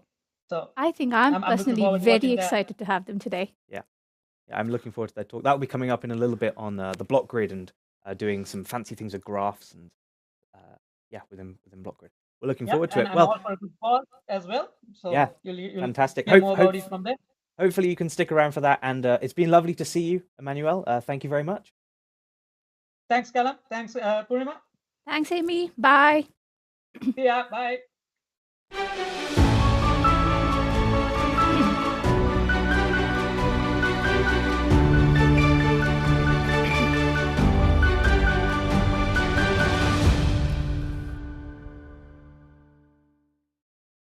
And welcome back. After a couple of fantastic talks this morning, we're going to do something a little bit fun before we go to our next talk. So we have a competition for you, a game, if you're paying attention. Yesterday, I tweeted this selfie of me and Purnima during our tech check with me in the background, a kind of inception selfie, if you will. And we'd like to have a bit of fun now. So we have a challenge for you. Please go to Twitter, find this picture, take a selfie with this picture, and let's create a true inception selfie. And in 1 hour's time, that's after the next 2 sessions, we will choose a winner, the person who has managed to get the longest chain possible. So I think we can do a demonstration. We have Arnold in the studio as well, from Umbraco, and Henk. Let's get everyone on stage. So as many people as we can get in this photo, we're going to try and get in this photo here. And Purnima's going to take a selfie. She's going to quote tweet this tweet with the hashtag #UmbracoCommunity Day. And your challenge now is to go to Twitter, find Purnima's selfie, quote tweet that, and tweet your own inception selfie with the hashtag #UmbracoCommunity Day. If you do not include the hashtag your entry will not count. You have to find whoever's done the most recent post, quote tweet that, post your selfie, and whoever gets the longest chain within the next hour will win some fantastic prizes that we'll tell you about a little bit later. But with that, enjoy, have a bit of fun, and we're going to go to our next speaker. And hello, Mr. Lee Kelleher. Good morning from Bristol. Good morning from Bristol. Bristol Massive. How are you doing? Yeah, very well, thank you. Awesome. Yeah, well, how are you both? Yeah, it's great. We've nearly peaked 100 live viewers currently on the stream, which is really, really awesome. So people are clearly excited to hear about contentment.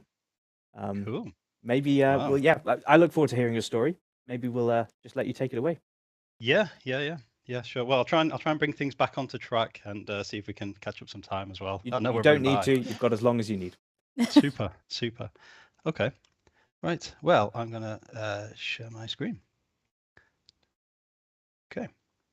Right. Okay. So yes, this session is finding contentment, and there it is. Okay, session over. For those of you who don't know me, I'm Lee Kelleher. I've been doing Umbraco for since 2007, which was Umbraco 3. So if some of you who are watching have been around that long as well, yes, hello. And yeah, if I'm new to you, then I've been in around Umbraco community for quite a long time. Developed many packages. Started various events and meetups, so Co-Cabin and on Bristol, and more recently been involved with the community team. So for the new back office. So yeah, I'm always very enthusiastic and excited about the Umbraco community. So yes, hello. So contentment. Firstly, just to answer the question, how do you find contentment? It's here. It's on the Umbraco marketplace. It's up on the homepage. You can find it in one of the most popular ones. Not that I like the big ego or anything, but yes, it's up there. And what is contentment? It's a collection of, say, property editors and other various components. I mean, I won't list them all out because this will take up all the time. But if you have used it, then you most likely, and this is also based on some statistics I've been gathering as well, the data list is the kind of the key big property editor that everyone enjoys using. So I will demo some of that functionality today, but there are many other things that you can, once you've downloaded it and installed it, you can explore. How to download it? It's up on NuGet. Just this one small point is contentment still supports version 8, so it supports version 8, 9, 10, and 11, and it will support 12. Will it support 13? Who knows? It's still a big thing with the new back office. There's a lot of work that will need to be done. But anyway, that's beside the point. If you want to install it for Umbraco 8, you can do that from the back office or from the R Umbraco website, which is obviously separate from this. Okay. Okay, I don't need to cover telemetry. There is telemetry stats inside contentment, which I try to be open and transparent as possible. I have a website that lists all of the telemetry stats that I get, and this is where I can see like data list is by far the most popular after some of the other editors. So that's what I will focus on for this. So what I wanted to do for my demo, and there's no slides, it's just going to be purely the Umbraco back office, no mention of Azure, Kubernetes, containers, things like that, just Umbraco, no DXP, drinking games, just the Umbraco back office. So I wanted to bring in a whole bunch of data into the back office too, so I could use. So what I'm a kind of a big movie fan. I brought in IMDb's top 100 movies. I found some JSON on some maybe not legit website, but I found some JSON listing all of these things. So we get things like the title of the movie, the year, the genre, all of the actors and cast and whoever else was in it. And I wanted to bring this into Umbraco. So I created some doc types to bring this in, and I ran some code. But that's not the kind of important thing. What I wanted was a big chunk of data. So that's what I did. So every genre that you kind of come across, I want to set up these up as their own node, so I can have pickers, and then every person would be also a node as well. So I'll bring you to the back office now. Okay, so I created the Umbraco movie database pulling data from the IMDb, using Umbraco, and also the movie database, which is a great open developer kind of tool as well for pulling in movie information. There's so many good websites as well that use this information, like Letterboxd and things. And yeah, and using the power of contentment. So saying what I was pulling in some of these informations, what I have here is Umbraco setup of like what would be the website, and then repositories as well of data. So say for like the genres, they were all brought in. Maybe not the best view. Let's try and use your list view. Yeah, so I brought in all the different genres. There's no content behind these. It's just pretty much names really, but I can show you some more of that in a moment. And then all of the people as well. So we've now got a list, loads and loads of people imported. There are actually 10 pages. There's actually like 1,400 people being brought in, just so I had a big chunk of data that I could cross-reference with the movies and things. And then also the movies have all been imported in as well. There's only 100 of them to kind of keep the data set condensed. Okay, so what I wanted to do for each one of these movies was have pickers for various things. So let's say things like the genres and the director or the people. It kind of makes sense. So what I would traditionally see if I was going to, what I've seen people do on their own Umbraco sites, or what you would typically do if you didn't have any other third-party packages, you would use a multi-node tree picker. Now, sometimes people don't set the start node. So when you come to the multi-node tree picker, you get like an interface like this, and you have to like try to find where the genres were or whatever you could use. Otherwise, everything's just kind of blocked off. So you come in, you can pick your genres. Got to move my little thing. And then you would have a list like this, and then for the director, or it's basically a people lookup as well, trying to find the people. So if you wanted to say search for like Steven Spielberg, you would add him in like this. And 99% of the times this UI is fine, but sometimes you want to be able to use a different UI for this as well. So maybe for the genres, I don't want to have a multi-node tree picker interface. I want to have checkbox list or some other kind of UI, and this is where the data list will come into play. So yeah, I'll show you quickly what a data list is, and I can show you how I'm using it with the genre picker and how in this scenario. Yeah, so I'm kind of speeding ahead. Sorry if any of this is not familiar with you. Okay, so I came into data types. I say create a new data type. I select what data type I want to use, and then here we've got a list of all of the different data types that is installed with Umbraco. All the contentment ones are up at the top. Data list is what we're going to use here. So the premise of data list is that you have a data source where these items are going to come from, and you have a list editor, how you're going to display it and interact with it. So the data source is a list of all of these options all come out of the box. So there is data sources for all sorts of things. If you want to pull in an XML feed, or you want to define your own list, you can do, or if you want to sort of automate it from the .NET framework, you can also do that. In this case, what I want to be able to do is use Umbraco content. Oh, there's also an option. If you scroll all the way down, like you can't find your thing, there is information about how to create custom ones. You can use a bit of C# or .NET languages, but a bit of .NET to implement an interface, and you can have your own data list.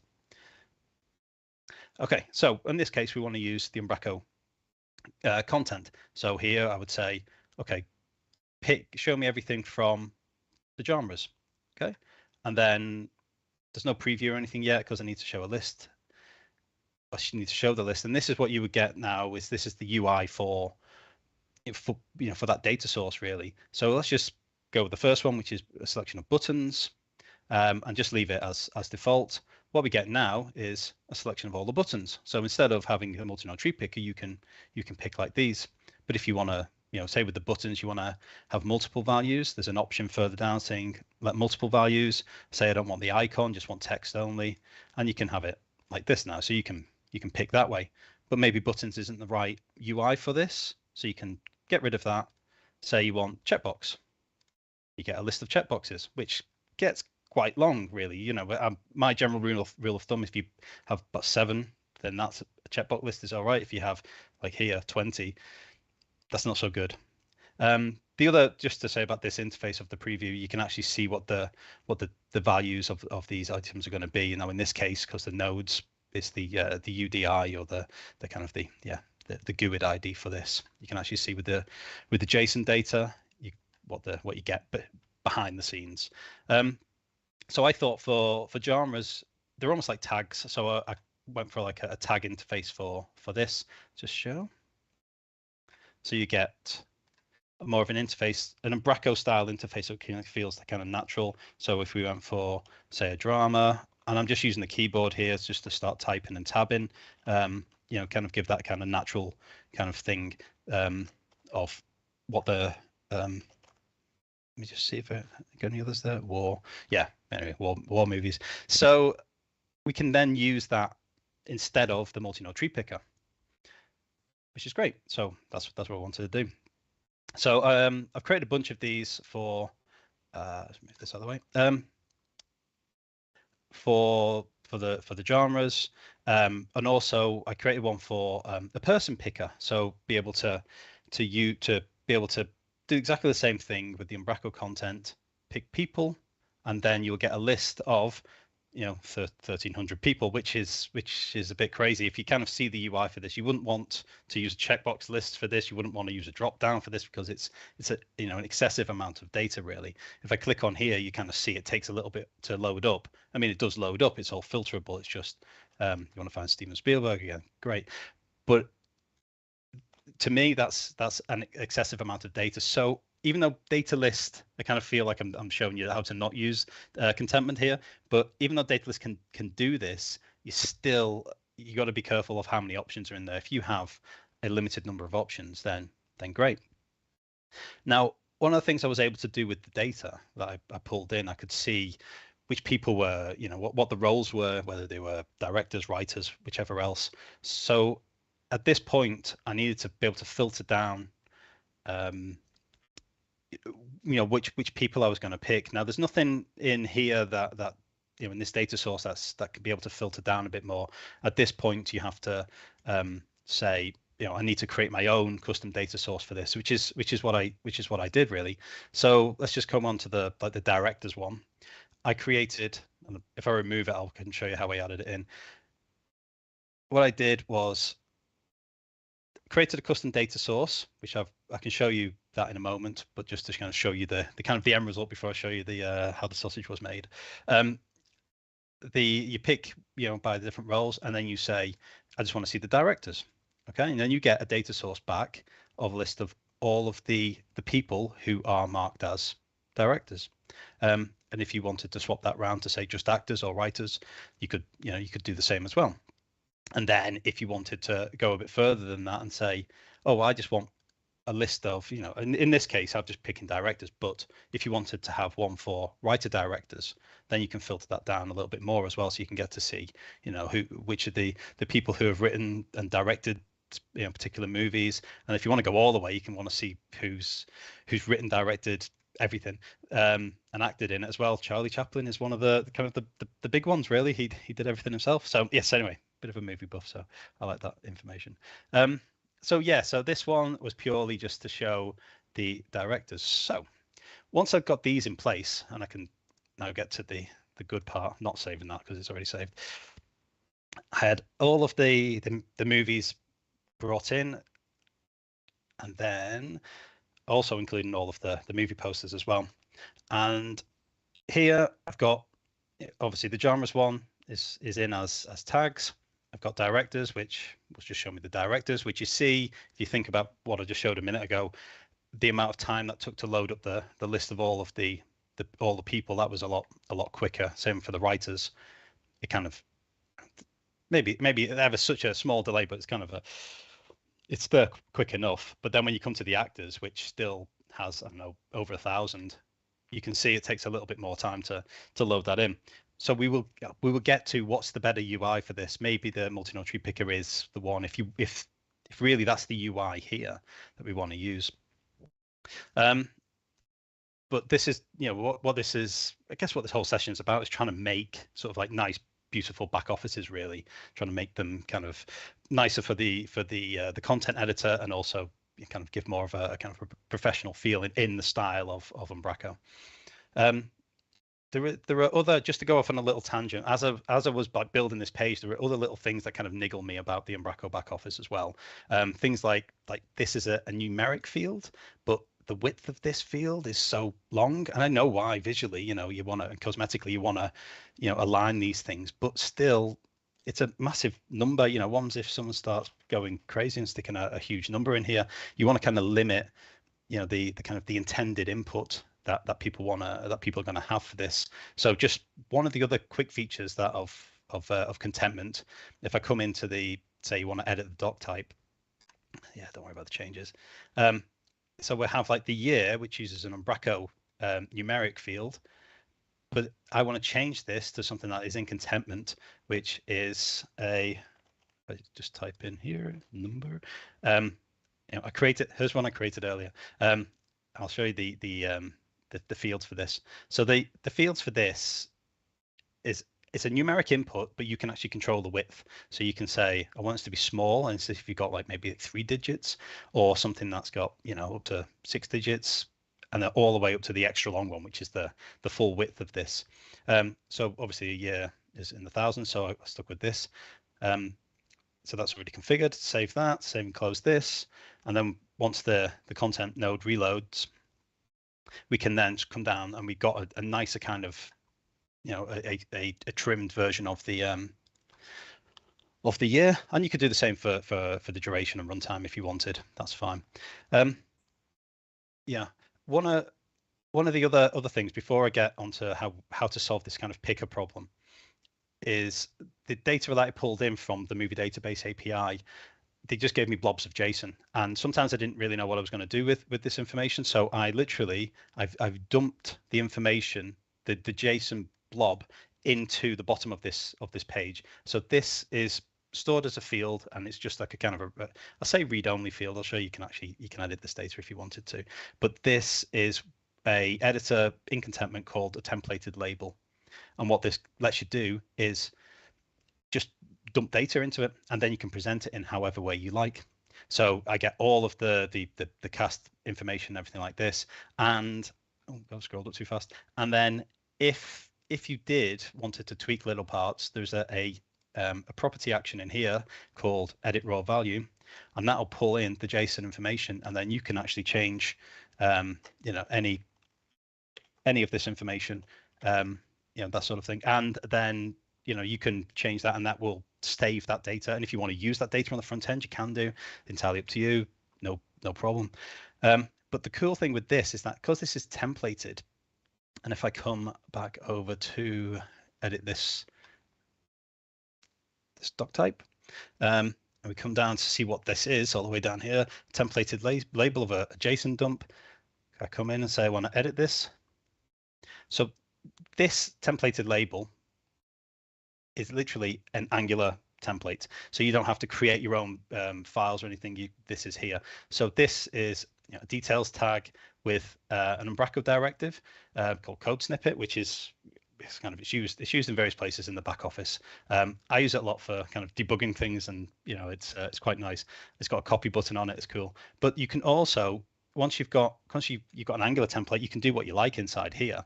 So I created, if you wanted to maybe like create a nice preview or something a bit richer, what I did here was I took, say, a background image, some inline styles, and then I've just outputted the title and the tagline of the movie, just knowing the kind of the structure of the JSON. So when I close this, come back to the content, we scroll all the way down, what we get down here is a kind of a nicer looking UI, and that's just pulling stuff from that JSON.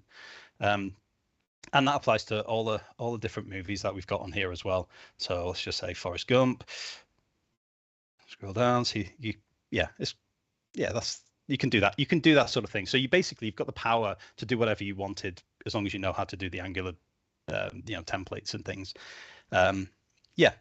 Okay, so I shall come back to the picker problem. Oh, I didn't talk about the data source before. That's all right. We'll catch up. I'll share some of this code later if we need to. Ping me on Twitter and things. Mastodon. And okay, so the pickers. Okay, now heard something that's not in contentment, but again, a part of this idea of kind of creating beautiful back offices. When I looked in the media section, when I added all these things in, I thought, oh, this is quite a nice UI to show off all the movies, but this is just all the media images. I thought maybe if I could take some of this and put it into the list view over here. So I created a custom list view, kind of minimal. There's other tutorials online about this, but I created a list view of all of the different movies, and I've also applied it to the people as well. So we get to see a nice kind of visual representation of all the different, movie stars and directors and whoever else. Wouldn't it be cool if in the picker we had something a bit more visual that we can do instead of just being able to just pick names really? So we have, it's not in contentment right now. It's a feature that I'm working on called data picker, as in data list. These things are just the names. Okay, so just to kind of cut to the chase, it's similar to data list in that you can, maybe I'll show the configuration of it.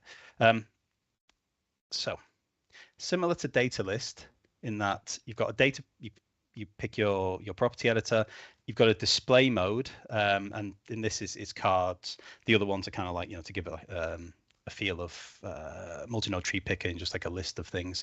And the only data source I've written so far is this the Umbraco content one. Again, similar thing. You pick the node where it goes to, but also a way to have an image, and you give the alias of what that image is. In time, I would like to have a nicer kind of UI to kind of pick these things. But for now, this is it. And then, yeah, what's the page size that you want? And this will become apparent now when I show this part off. So say we want a people picker, we now get a picker like this. So we can now still we can have search in here. And this is a lot faster because all it's doing a paginated search. So it's only pulling back those results. It's not trying to do the entire list of however many it was, like 1,200 actors and things. So we can we can find things a lot easier in this kind of UI. There's also pagination down at the bottom if you just wanted to to go through it. There's loads of people I've not heard of in here, but anyway, that's who have I heard of? Alec Guinness. There we go. Yes. Okay. So yeah, and then I've also done the same as well for movies. I'm trying to think of a movie. Yeah, Dark Knight's a good one. Okay. So if I then just to come to the draw to a close of how I want this page to look, let's pick Fight Club. Okay, so I will come in and I'll swap these over, these ones, because it uses the same underlying data, which is just those node IDs, the GUIDs, and I come through. Okay, and then I can change these just as I need to. What was it called? Data picker. This is a person picker. Okay, sorry, this is the boring bit. Or the fantastic bit. And I'll do the same for actors.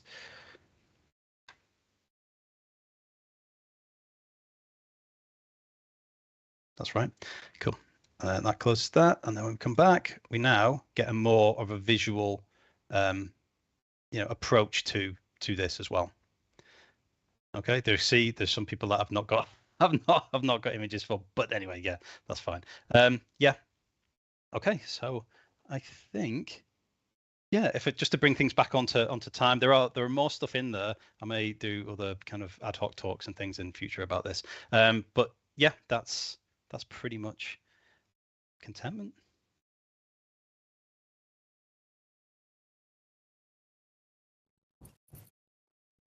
Yeah. Hi, Lee. Hello. Hello. Thank you very much. Yeah. There was more, but I'll leave it because I'm just conscious of time. Well, that's very kind of you. Thank you. I think, and judging by the chat, actually, there's a lot of chatter going on about contentment, and people saying, Remco, for example, saying he really loves contentment, and he's really happy, he loves using it. He's worried it will go away. I think he's worried it will go the same way as new pickers, for example, where it sort of disappeared. But at least in my perspective, and I'd love to hear your view on this, it seems like you've been in this for the long haul, because it was built on 8, wasn't it? And you've supported 9, 10, 11. 11, You're yeah. still actively supporting a lot of those versions. So Yeah. feels Yeah, like I mean, it's a... I want it to be in 13. I want it to I want to stick around forever. But what it may need is community, because obviously I've been lugging all this stuff around. I've got lots of. I mean, I don't want to call it debt, but like, you know, if the day 13 comes out and people are expecting all of those property editors, it's too much for one person. So I would like to share the work, really. Indeed, and as a concept and a platform, actually, there's a lot of things there that really should be coming into the core of the CMS at some point. Some of this flexibility makes a load of sense, doesn't it? Yeah, I am not against kind of these. I mean, these ideas aren't mine as such. You know, taking in forms, Umbraco forms, those concepts are there already. Yeah. You want to populate a checkbox list with a data source, it's there. So Having said that, isn't a data picker or data editor from Contentment already in hardcore? Yes. It's a reduced feature set though. Yes. So it obviously there's a lot of things with that come out of the box with Contentment that is just it's too much for hardcore. Too much. Yeah. Fantastic. Well, yeah, it's I think it's here to stay. We personally love using it. It's really fantastic. So great work. Love your work, Lee. Yes. And cool. Thank you very much for your talk. Really appreciate you taking the time. That's all right. Good luck with the rest of the day. Thank you. We hope you tune in. Yes, absolutely. And we'll be moving on now to our next speaker.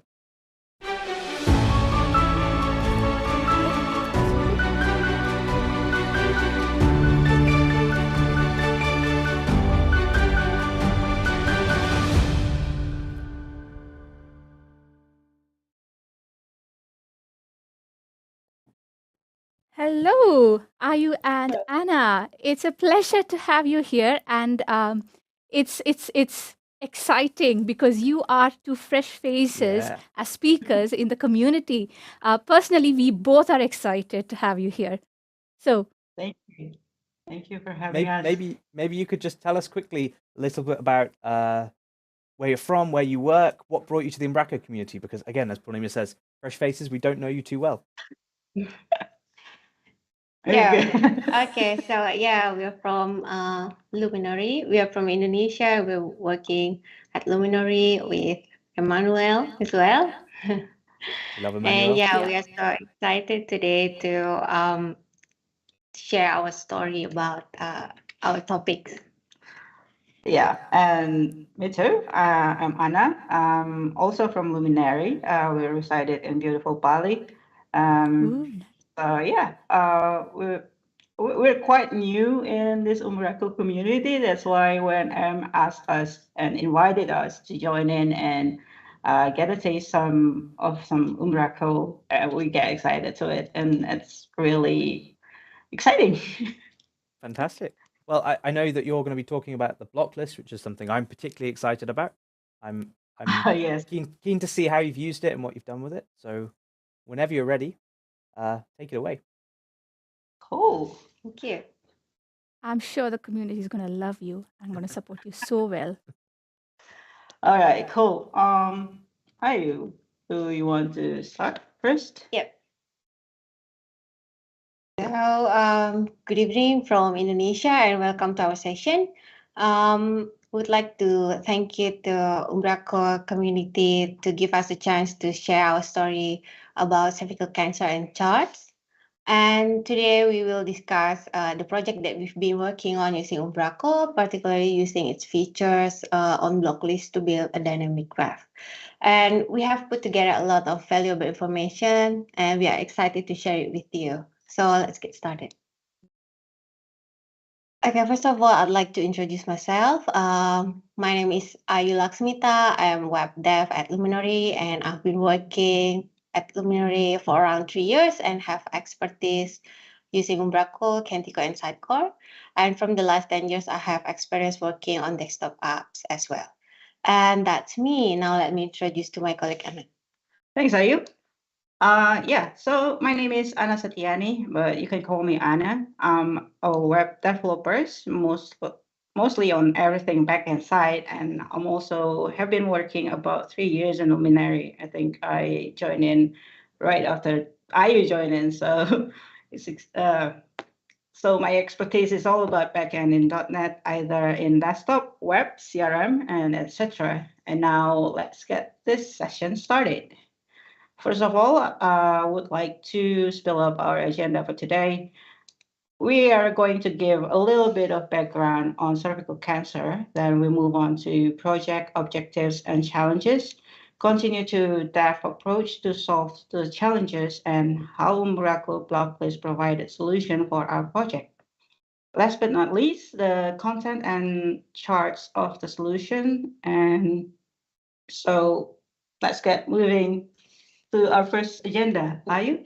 Thank you. So to open our session, let's begin with the cervical cancer. So cervical cancer is the fifth most common cause of cancer death among women, and nearly all cervical cancer are linked to infection of the HPV virus. And every year, more than 300,000 women die from cervical cancer. And 80% of cervical cancer deaths occurs in low and middle income countries. Poor access to prevention, screening, and treatment contributes to 90% of death because of this cervical cancer. And why the site is important? Now we think it's appropriate time to talk about the cervical cancer today, since January is the Cervical Cancer Awareness Month. This cervical cancer is preventable and treatable, and we are all committed to end this disease by get informed, to find out the facts about this cervical cancer and this virus, get screened. Cervical cancer screening is typically start at age 30 and is repeated periodically, and get vaccinated. This HPV vaccine is given in 2 doses and should begin when a girl is between 9 to 14 years old. So what is C4? The C4 stands for the Center of Research Excellence in Cervical Cancer Control. C4 is made up of researchers from Cancer Council, Kirby Institute, the University of Melbourne, and ICPCC. C4 enables the vaginal self-collection, a choice for all people, and the correlation between C4 and cervical cancer in Australia is the C4 provides annual report on cervical cancer elimination progress report. It's one way of Australia's progress towards eliminating this cervical cancer as a public health problem. Next, we are going to move to the next agenda today, and I will pass it to Anna. Thanks, Ayu. So on previous version of C4 report, to access a report, you need to download the PDF files within this menu. The text, tables, and charts are all wrapped up in a PDF format. But to update it, needs to be regenerated into the PDF format. Now, if you take a look 2-row data sheet from the client, this wouldn't be easy to understand. Too many numbers, columns, and tables, and pretty confusing, right? So then we have this chart to visualize the data that probably a little bit understandable, but we need some supportive information for these charts.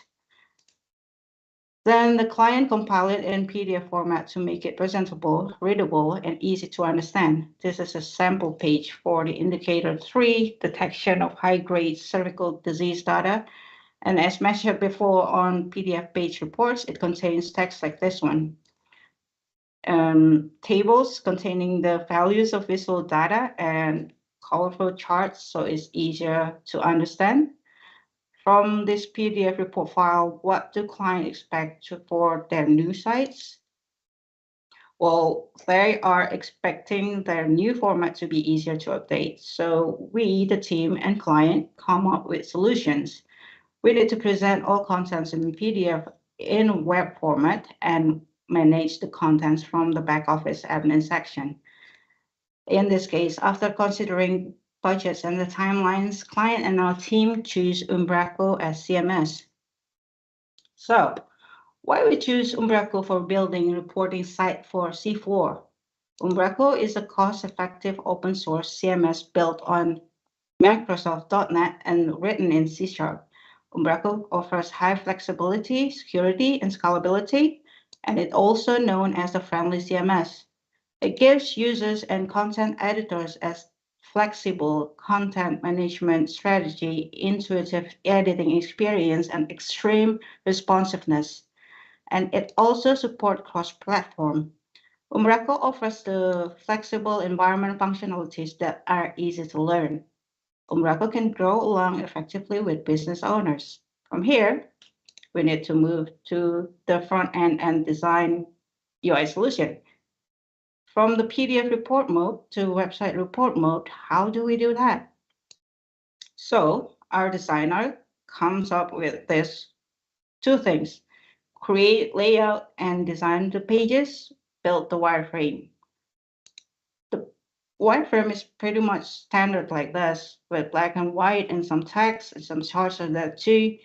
Then after some back and forth feedbacks from client and our teams, our designer began to fill colors in some parts, play with images, put some lorem ipsums in the sample contents. And from here, from the wireframes, the front end and back end developers decided to chop it off into some parts, the component sections and pages like as seen as in this slide.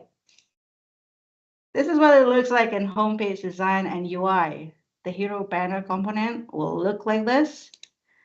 Then the chart component will look like this in a mock page using dummy data. And then next indicated cards contents that look like a card containing numbers and text data will just look like this. And here's a table component with some colorful header and icons, some numerical text. Kind of tempting to see, right? So after all the design, chart prototypes are ready. Next is how we approach to the solutions, but from the developer's perspective. So we gotta need to display content and the data, but how is it? Visual representation help us to understand the data quickly, but which kind of chart of graph should we choose? How to tell with charts? To figure that out, we need a good understanding about the data and how these graphs and charts will work. When making charts, build the chart with supporting information and outcome that we want to achieve, and keep your charts clear and simple. To build the contents, we will need to create chart reports data so that user can input the data manually from the CMS. We also need to create table to display the simplest format of the data to support the charts. And to show the content, we also need to create some other supportive components. An example, notification model, pop-up, and etc. So we come to the setup Umbraco, how does it goes. So from our backend perspective, we're going to set up or installing Umbraco in our each local staff and live environment. We need to set up a new database, and we need to write the script and execute it for setting the Umbraco environment up. We also need to set up Azure storage made for media files, but we'll not talk about that in the session. But in this special case, we need to mention our fellow speaker today, Paul Seal, for his tip to generate the script on the fly and easy like ABC. Thank you for making our life easier and setting the Umbraco on all environments. We only need to put some essential settings in this tool, and there you go. The script is ready to execute in designated environment. We got the DB ready, script ready. We got to execute it in our terminal, and then voila, you got your Umbraco site on your local. This is how the freshly installed Umbraco backoffice looks like. Probably most of you are very, very familiar with this one.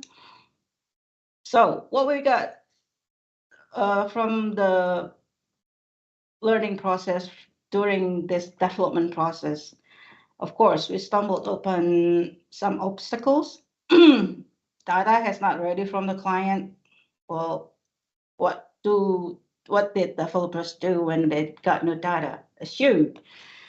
We're thinking too much about the data structures, and it caused another problem, wasting time on short R&D ticket for too long.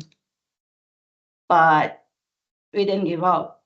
We insist to make it work. As a team, we decided to work in parallel, effective communication between team members, and escalate issues as soon as we found any problem. And that's the end of the approach agenda. Sorry. Next agenda is the back office part, and it will be delivered by my colleagues. Ayu. See. Thank you, Anna. So, what's in the back office? One of the Umbraco time feature that we use a lot in this project is block list. Block list is a list editing property editor which uses element types and contains a list of inner documents or blocks of contents within a content node. And it helps control how the blocks are displayed, edited, and validated. And creating and updating blocks is intuitive and easy to work with.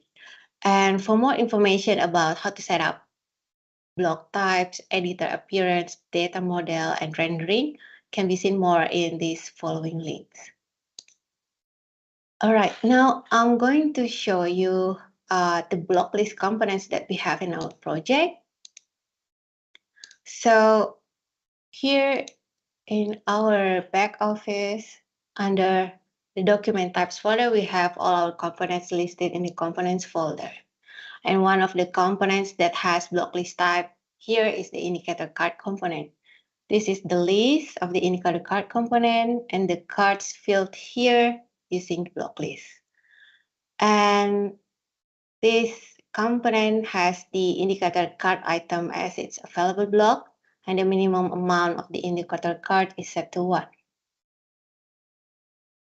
Now, this indicator card item is listed in the items folder, and let's try to create this indicator cards component. This is our home page, and now I will add the indicator cards component. I will click on the add content, and then we'll select the component from the list. Let's fill some data for the fields, and then add the card item and fill some data into it. Okay, and then input value for the card item and click on create.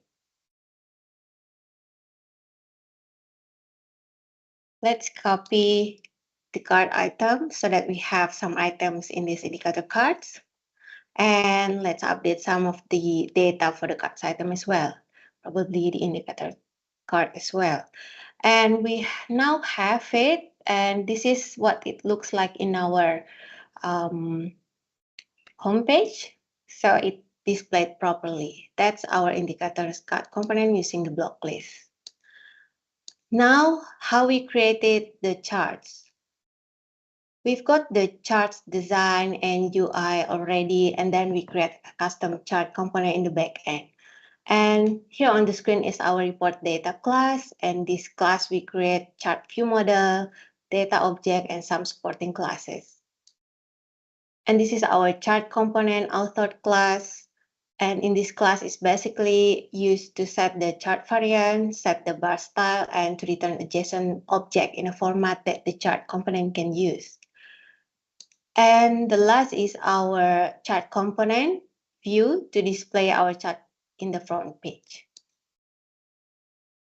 And in this video, I'm going to show you how we create a chart component and also to input the data manually from the back office. Let's add the component to the home page. And the chart component is wrapped in the figure component. So let's fill the data for the fields and add the chart component as well. And here in the generic settings, we have the chart variant, and there are some kind of bar chart that we can use, the vertical bar, multi-bar chart, stack, and bar overlap. And for this example, I will going to use the vertical bar variant. And if I go to the data, we can set the data set as well here. And I'm going to select the vertical bar one as the name, and then add some data items. For example, label 1 with some value, label 2 and label 3 for the data items. And then we'll select the bar color, for example, green for this one. And yep, we'll create this one. And then let's create another data set. And I will name it vertical bar 2. And then put some data items into it as well. Select yellow as the bar color for this vertical bar 2 and then create the chart. And this is our chart component displayed on the very bottom of the list. And let's move it under the cervical cancer mortality indicator cards component. Save publish the page and then open it in the front page. And yeah, as you can see here, the chart is published and displayed properly. And if we hover it, we will be able to see the data value. And we can also use the filter to see the data that we would like to see. And that's our chart.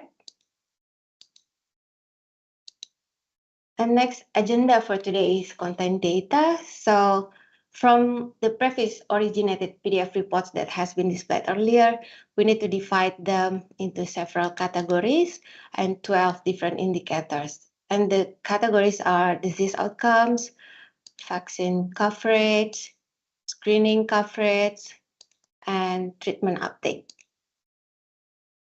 And to support those categories, we need to create several pages for the report contents. And here, for example, is our C4 homepage. And as we can see, there are some components to build this homepage. We have the hero banner on the very top, and then we have accordion, executive summary, progress table, tabs, and also the pagination. And we would like to show you the homepage in the live site. So here we have hero banner component on the very top, and then under it we have the accordion in the colorful section, and it followed as well by the executive summary component, and on the right side is the notification component displayed in the two column. And we also have the table component appears in the colorful header and the tabs component. And we can add another component inside the tabs. And in here, we add some indicator cards. So this is what our homepage looks like. And next, this is our disease outcome indicators page. We have some indicators and charts listed for the components, as we can see in the content. And in the live side, let me show you the disease outcome indicators page looks like. So in this page, we have some indicators and chart displayed. On the screen is cervical cancer incidence indicator. It has WHO target, status, and on the left side is the stats card component displayed the number of the incidence rate in women. And under that is the chart component of the cervical cancer incidence. We can hover the chart as well to see the data value. And also there is a filter as well. So the filter can be used to filter the data that we would like to check. We have some other charts in here as well. And one of them is the cervical cancer mortality charts. And all of the charts are designed to be easy to read for the public. And there was some charts available on the site. So yeah, for now, this is the URL of the cervical cancer control report. So make sure to visit the site and get informed to the most recent data of cervical cancer report in Australia, or pass it to the other people who you know can have the benefit of the site. Okay, so this is the list of resources that we've used in the community during implementation of our project. We've used Umbraco documentation where we can find examples, tutorials, references, and best practices to build application in Umbraco. and Umbraco Learning Base in YouTube. We found lots of interesting and helpful topics here in the Umbraco YouTube channel. And one of my favorite Umbraco tutorial in YouTube is the channel by Paul Thiel. So many useful step-by-step tutorials in very informative. And if none of above resources can help during our implementation process, we are very lucky to have Umbraco MVPs as our go-to person, Emmanuel Tisera and Mario Lopez. So thank you so much. Yes, we have two Umbraco MVPs at Uminori. And the takeaways are cervical cancer can be 100% preventable with access to the right information. The cervical cancer elimination progress reports have represent the data in charts format that are easy to understand and is accessible for public. And this site can help to educate people and inform Australia's progress towards the elimination of cervical cancer as a public health problem. And that will be all for our session today. And thank you so much for joining, and back to you in the studio.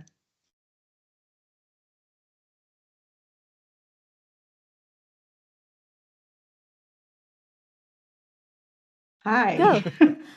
Yeah. Welcome back. And that was fantastic, Ivan and Anna. I don't think we felt it was a first time talk from them, did Yeah, we? No, exactly. It looked incredibly well polished, so well done. There's a lot of praise for you in the chat here as well. There's people saying that the solution looks really excellent, like it's showcasing kind of all of the different possibilities and what's great about Umbraco. So well done. High five, you rock, as we say in the Umbraco community. And they've spoken about a great course as well, for which Umbraco has provided the solution, which is even fantastic to see. So how are you both feeling after your first talk?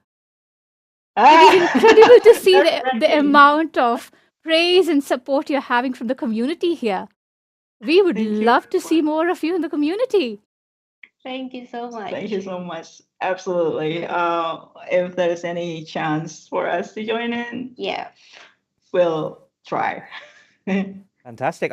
Looking in the chat, I saw that Emmanuel mentioned that there is a Bali, a dev meetup coming up on February 9th. There's more Umbraco focused things. So are you getting active in the local community or local dev community in Bali?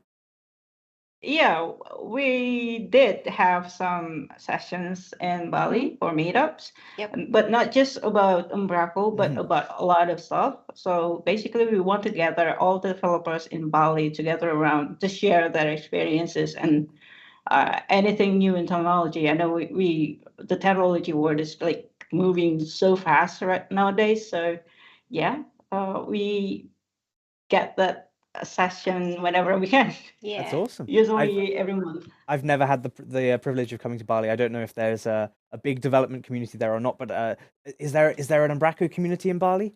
Is there, or is Luminary the only company using Umbraco that you know of? I think we just know. We just knew us Luminary, to have the Umbraco, but Amazing. yeah. Wow, that's fantastic. It's really great to see you getting involved in the community. Hopefully, if it's your first taste of the Umbraco community, you can get more involved. You mentioned Emmy and his MVP, and Mario as well, of course, being an MVP. Both, I know them both very well. Great assets to the community. Hopefully, you can come to Code Garden or something one day. Submit your talk, perhaps. Of course, thank you. It'd be lovely to meet you both in person. Absolutely, absolutely. That's for the community spirit, I guess. Yes, absolutely. Well, again, as we said, high five you up. Really great talk. The chat seems to love you. And great to see you. So now we'll just quickly. We said we're going to launch a competition. There's 2 minutes left of the competition, but I think we actually have a clear winner already. So we will announce the winner just after this, I think.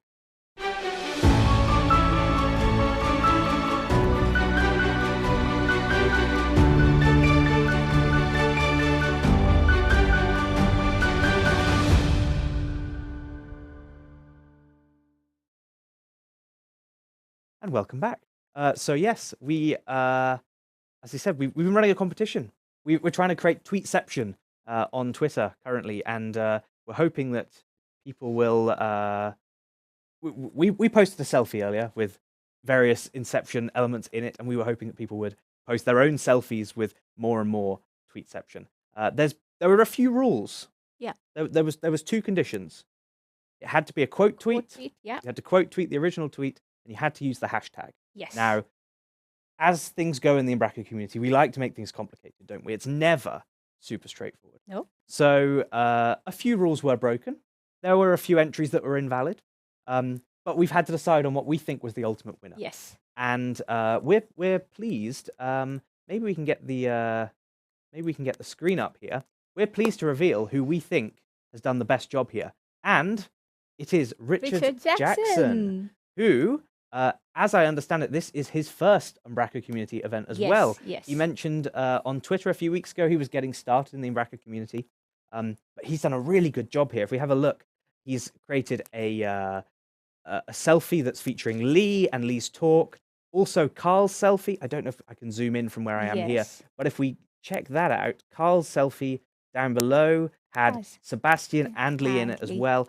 Carl, technically you got the hashtag wrong because you didn't spell community correctly, but we'll let you off on this occasion. Absolutely, yeah. And Seb's fantastic selfie here with all of our different people. So really great job there. Richard, as your prize, we mentioned we give you a prize.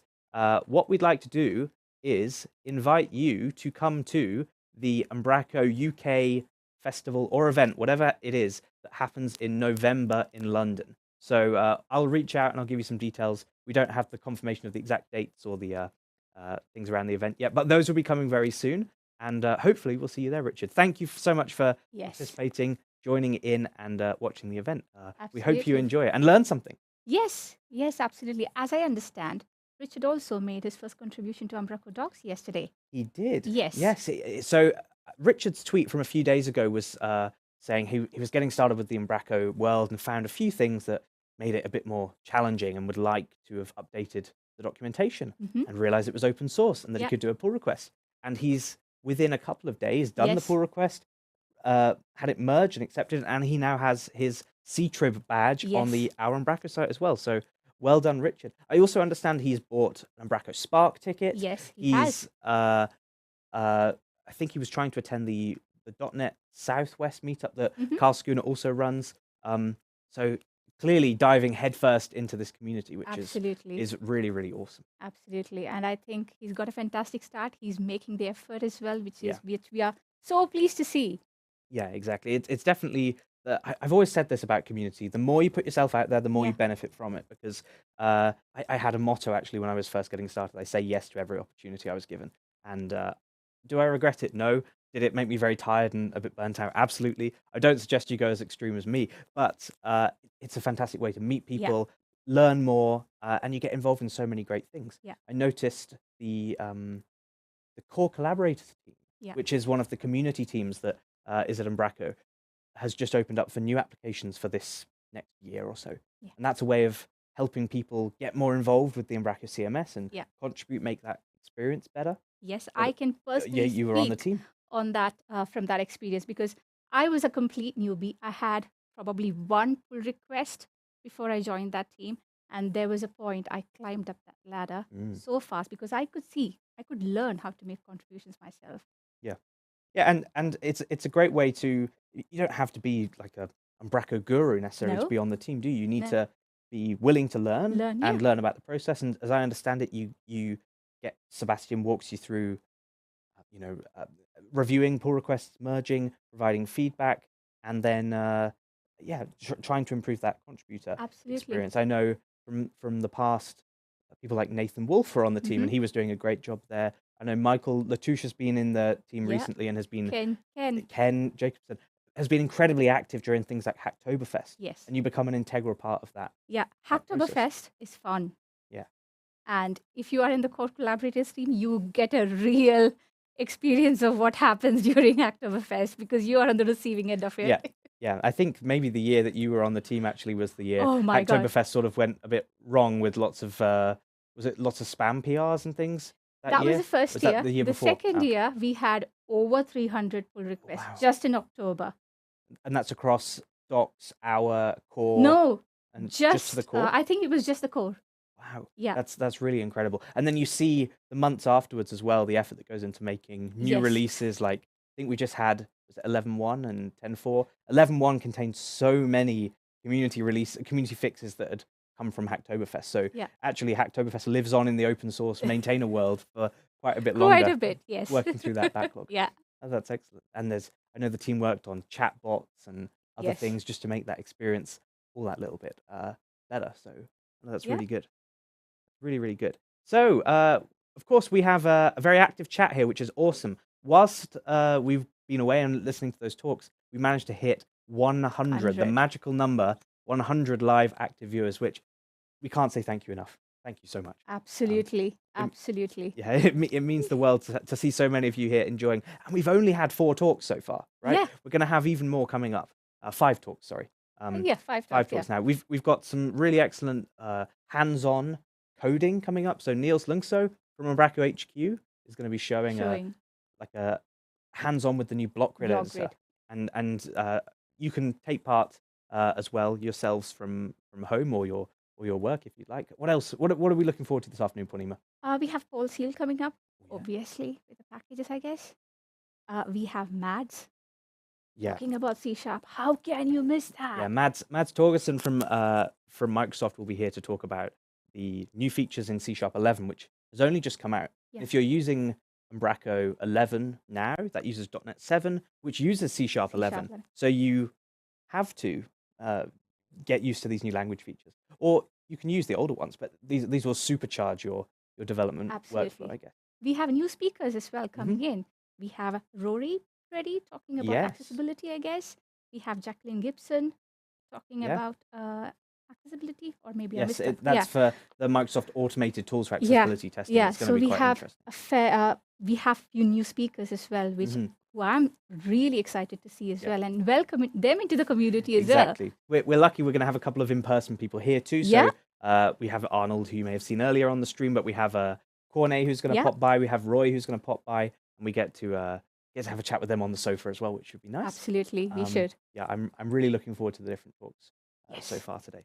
There's a lot of exciting stuff going on in the community at the moment. Yes, there is. It feels like most years, January is always a bit of a, we say a dry spell, where people have just come back from holiday. They were winding down at the end of the previous year. That carries on. Yeah, it does carry on. It takes a little while. I know from planning our weekly Umbra Coffee episodes and trying to find the content for that. It's always a bit fun when we go, nothing has happened this week. Yeah. There's been no releases, but we're back with a bang, aren't we? There's a lot going on in the community. I think personally, today was the much needed thing for me to wake up and, hello, it's 2023. Finally, I am waking up from my slumber. Yeah, for sure. Hopefully this really kickstarts the rest of the year. Let's take a look at the chat. What's going on in the chat? So I can maybe pull that up on screen even. Let's see. Are we able to do that? I think we can. Yeah. Well, hey, it's probably too small for anyone to see. But say hello if you're watching along. I can see we've got Shanice, who's obviously at the Umbraco HQ in Denmark. We've got Steffi as well. Hey, Steffi. Hey, Steffi. And yes, the studio is lovely. Really lovely. Henk can probably tell you all about the setup we've got here. There's a few behind-the-scenes photos that have been posted on online that really show you just how impressive this setup is. I quite like that little robot sitting there. I might actually tweet out the picture of that little robot. Yes, behind you, Callum. Oh, sorry. Behind me. Yeah. Oh, yes, the robot. I mean, so for those that don't realize, this whole wall is just like thin wood. It's a stud wall that has been built in this studio, not specifically for this event. Unfortunately, we don't have quite the budget for that. But we've got, proper TV screens embedded. There's all kinds of little gimmicks on the wall here. We have our Xamarin Monkey. We have the I don't know what that is. Is that a raccoon? I like this monkey too. It's a ninja sloth. Hank tells me. Wow, that's incredible. Okay, the reason why I'm laughing is Hank is stood on a very tall desk here. Yep. So for those that don't know, the studio actually has a sort of behind-the-scenes camera, and I think that's what Hank was trying to get working there. It's been broken since this morning, unfortunately. But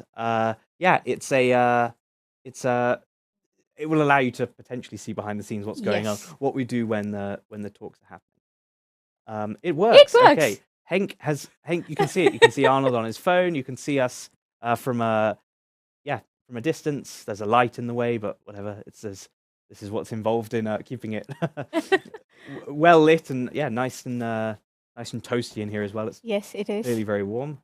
Where's that going? We're panning it around. Awesome. Okay. Yeah. There So we we're go. actually sitting up on a stage here right now. We had some action yesterday. Yeah, we had someone rolling on the stage yesterday. It was. I don't think we can beat that dramatic for some time to come. I don't think we can. We have some people saying hello in the chat. Hey, Yes. Busra. Hey, Bushra. And hey, Kalpesh. Hey, Kalpesh. And who else? And do we there's have? someone saying hi from Cardiff. That's Jack, who's Oh, yes. yeah, that is And we've got Jason saying Jason. ahoy. Ahoy, Jason. What else have we got? Paul Seal. Hello, Paul Seal. Lovely to see you. Honley, great to see you here. We've got a Yes. lot of UK contingent in. Tell us in the chat, where are you calling from? Yes. I can't get this mouse to work. I don't know how it works. There we go. Tell us in the chat, where are you coming from? Switzerland. Fantastic. How many Umbraco developers are there in Switzerland? I'm not aware of too many Umbraco users No. there. So yes, hello. Hello from Nepal. From Nepal. Wow, we have people Netherlands. all over the place. Yes. Netherlands, lots of Netherlands as well. So it's getting to the end of the day in like Australia and those sorts of things. But we did have people in. We had people as far as. Oh, we had Melbourne, didn't we today? Yeah, We've had. Melbourne is still online. Melbourne's still online. Hamburg, Dirk. Germany. Good to see you, Dirk. Yeah, lots of people. Lots of people. Lots and lots We of are people. truly going around the globe today, aren't Yes. we? With yes. viewers as well as our speakers. That's the hope, right? We Yeah. really wanted to try and represent as much of the Umbraco community as possible. Yes. The only continent we've not been able to touch today is South America. And if you know any Umbraco developers in South America, let us know, because we tried to find someone that would like to do a talk, and we couldn't, unfortunately. But it would be really awesome to see more and more of the community. We'd love to do this thing again sometime, like have maybe different satellite studios or whatever, and really brilliant. travel around the world. I think the working title of this event when we were first discussing it was Umbraco Around the World. Around the world. Who else have we got here in the chat? Divya, Hi, Owen Divya. from the Welsh Valleys. Nice to see Owen. you. Hi, Owen. So he's Dreadhorn Lauren. Okay, they are talking about people from Switzerland. 20? Think we are not more than 20 in Switzerland. Wow. I wonder in the world, because we obviously just talked to Bali, there's not that many Umbraco developers in Bali. I wonder where we have the kind of smallest contingent. I know that in Mauritius, for example, we've got Fuji, who's probably one of a couple, or maybe one of one in Fuji. So I wonder where there is a lone Umbraco developer somewhere in the world. There's got to be a country. Yeah. There has to be a country. Hello, John in North Wales. Nice to see you. Thanks for joining us. It's really, really great to see so many of you here today.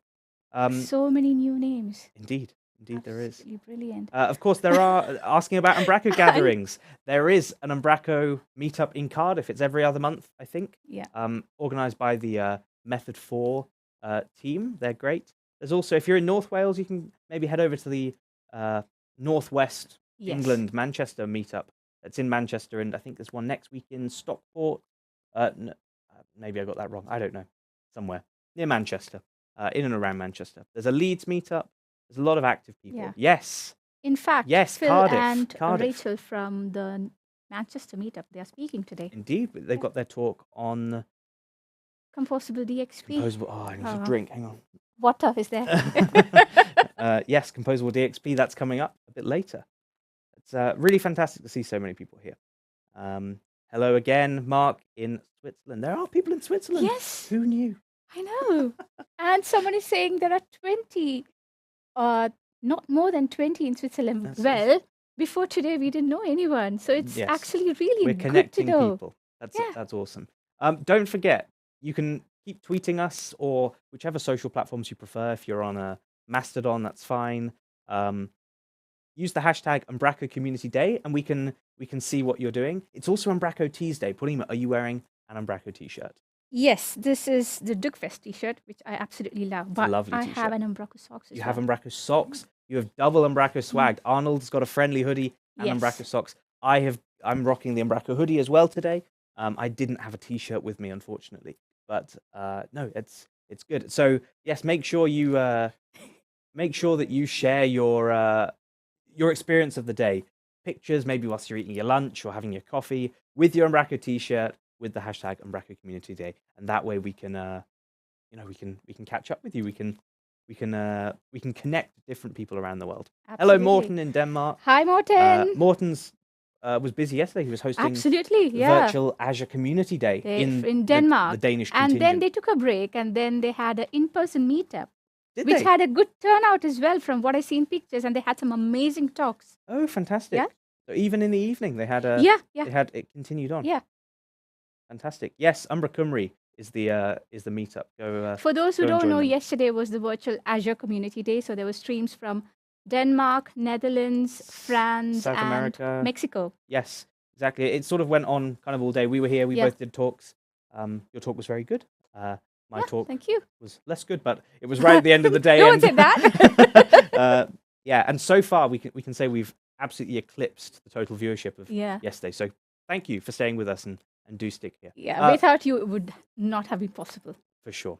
So we have another talk now, actually, Yes, we lined do. up. Oh, I see. But we have a problem with dialing the speaker in. So you'll have to give us a second. Maybe Purnima, who is it?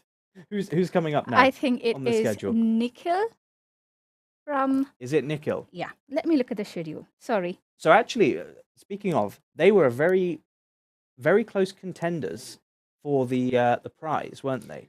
Oh, really? Well, yes, Okay. I didn't know that. because That's news.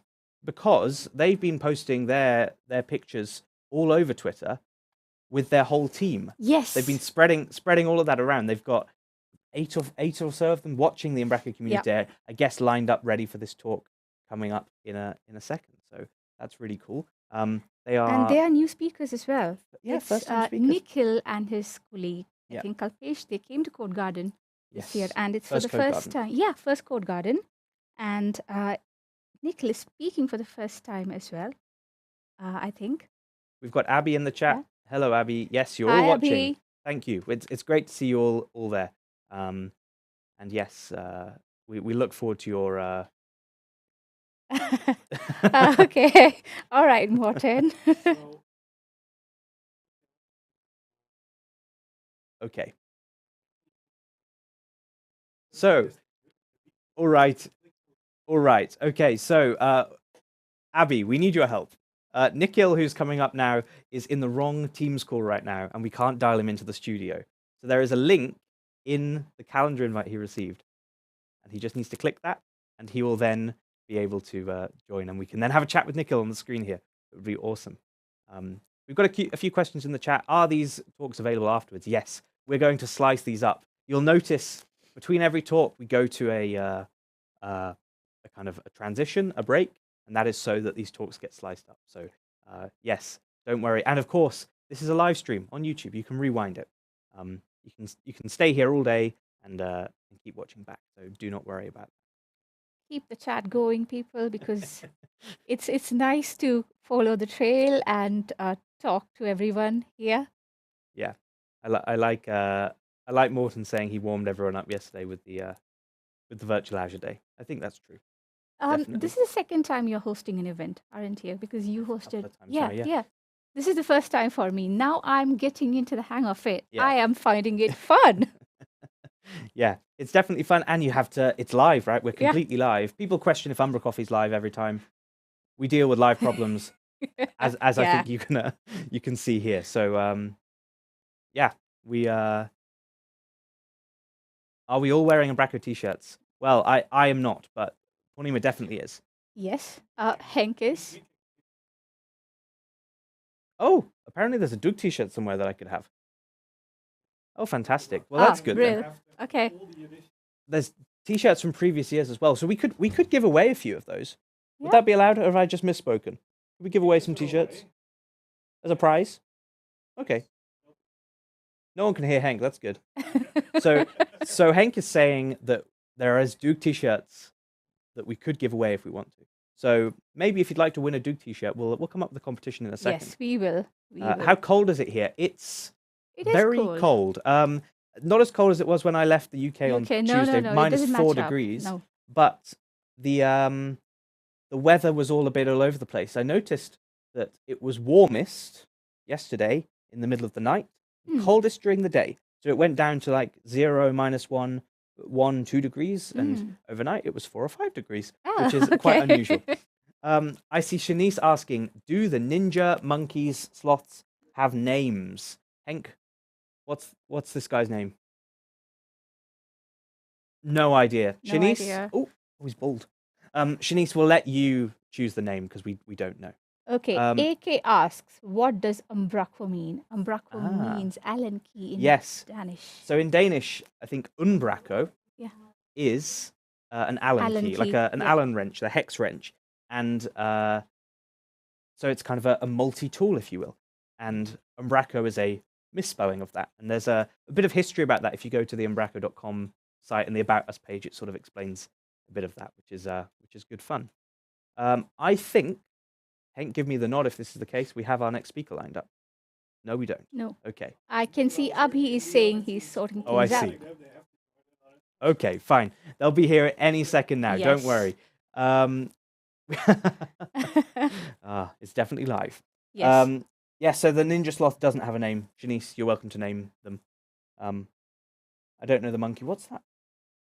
What's Visual that wearing? Studio. Oh, it's Visual Code. Studio, VS Code, VS Code, or Visual Studio t-shirt and a Xamarin t-shirt. Yeah. Let's call the sloth Alan. Also the name of our new developer advocate. He's here in Denmark right now. Oh, hi, Hello, Alan. in Denmark. Nice of you to be on our time zone, and hope you're enjoying the Umbraco Community Day as well. Can we get one of those sloths? My daughter is sloth obsessed. Oh, right. Okay. Alan like Alan Key. Very clever. Yes, the sloth can be called Alan, just for today. Arnold has just come in with a massive box of T-shirts. T-shirts. Chuck me one, Arnold. I won't catch it. Oh, I did. There we go. Fantastic. Look at that. These Duke T-shirts are awesome. So if you'd like to win one, they've got the the typical Dutch lion pattern with various different things. It's a really lovely one. Also, this one. This is quite a vintage Umbraco T-shirt. Which year is this from? 2018, 2017, this one? It's quite a nice blue, like the kind of the Umbraco turquoise color, and it has a really, really lovely pattern on it, with light bulbs, different symbols, pizza, video games. So yeah.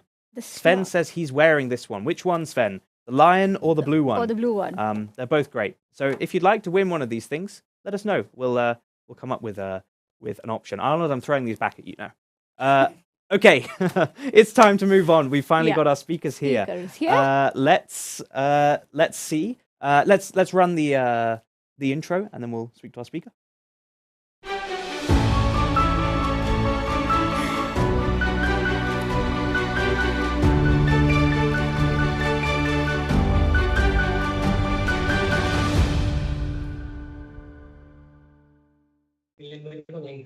Hello, Nikhil. Welcome to Umbraco Community Day. How are you? Hi, Kuntima. Hi, Caleb. I'm good. Hello. How are you guys? It's great to have you here, all the way from India. Where in India are you calling from? Sorry, Paul. I misjoined another link. I'm not sure why it's happened. That's okay. We've got you here now. That's what's most important. Most important, right? Yes. Thank We you are so much, looking guys. forward to this talk because it's the first time someone is a speaker from India. Yeah, it's the first. I think the first speaker from India we've had at any Umbraco event. Anywhere ever. So that's awesome. You're breaking records here. I guess you're going to be talking about an Algolia-powered AI type Algolia search. search. That's awesome. Well, I guess I'm also going to present this Algolia search with Umbraco. Fantastic. Well, Okay. let's let you share your screen, take it away, and we can talk to you about it a bit afterwards.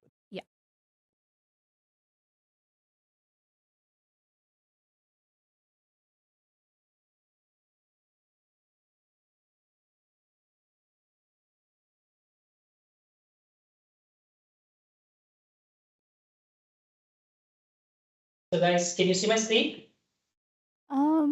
Not yet. Nope. Nope. We're seeing the wrong screen currently. We can see your presenter No? notes, so we need to see the slide.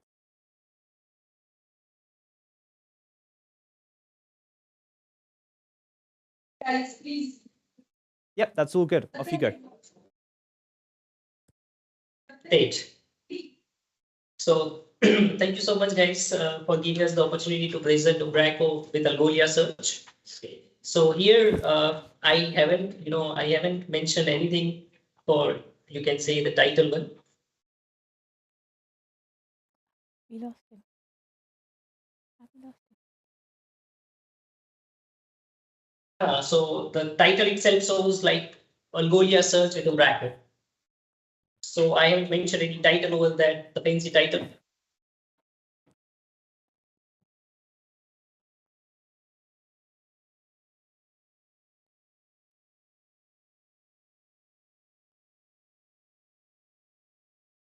So to begin with the presentation, here with me, myself, I'm Nikhil Prajapati. I'm certified Umbraco master along with serving as a CTO at Giriraj Digital. And in terms of my experience, I'm working as a Umbraco since version number 4. You can say when Umbraco was kind of a baby boy. And today I have 10+ years of experience. And to join our today's presentation, I have my colleague Asha. Hello. She is also going to stay with us for next 30 minutes. She is working as a Umbraco expert with us since more than 5 years. She is also working as a solution architect in Umbraco. So what are the things we will going to cover today? Like the first one is what are the problems we are facing, like common pain comments, like when the site is too huge. Let's say some of the site has like 100,000 of pages. So at the time of searching, the site is taking too much load to retrieve the result and displays the data.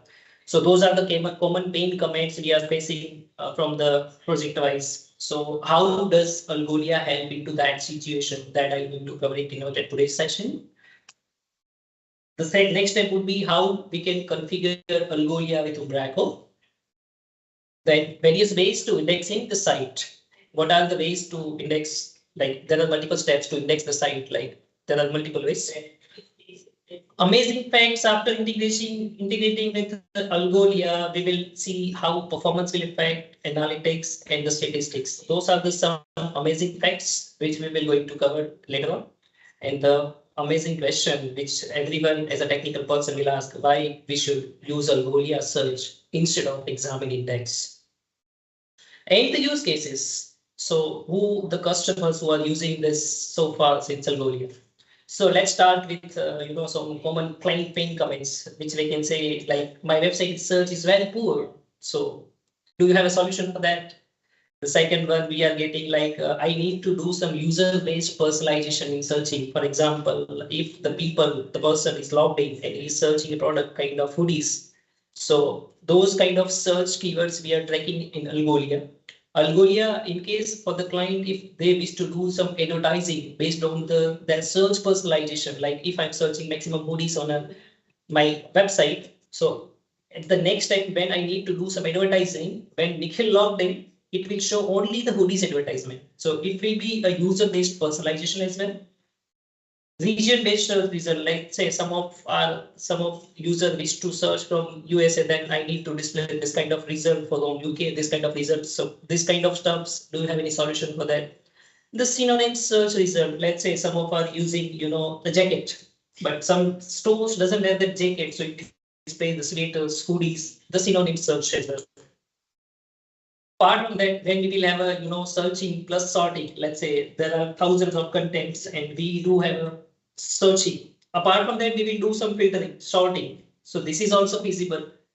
It is again, taking some poor performance of the website. Need global language searching. So as Umbraco supports multilingual site, so it should be a global language like Korean, Chinese, Japanese, even left to right, right to left.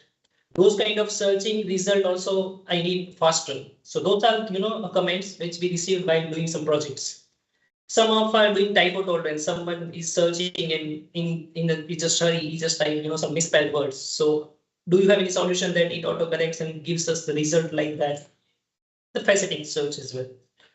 So those are the problems we received so far, and after analyzing lots of things, we found a good tool called Algolia Search, which is powered by AI, which do directly, you can say, AI-based search engine which will trigger all our data to Umbraco itself.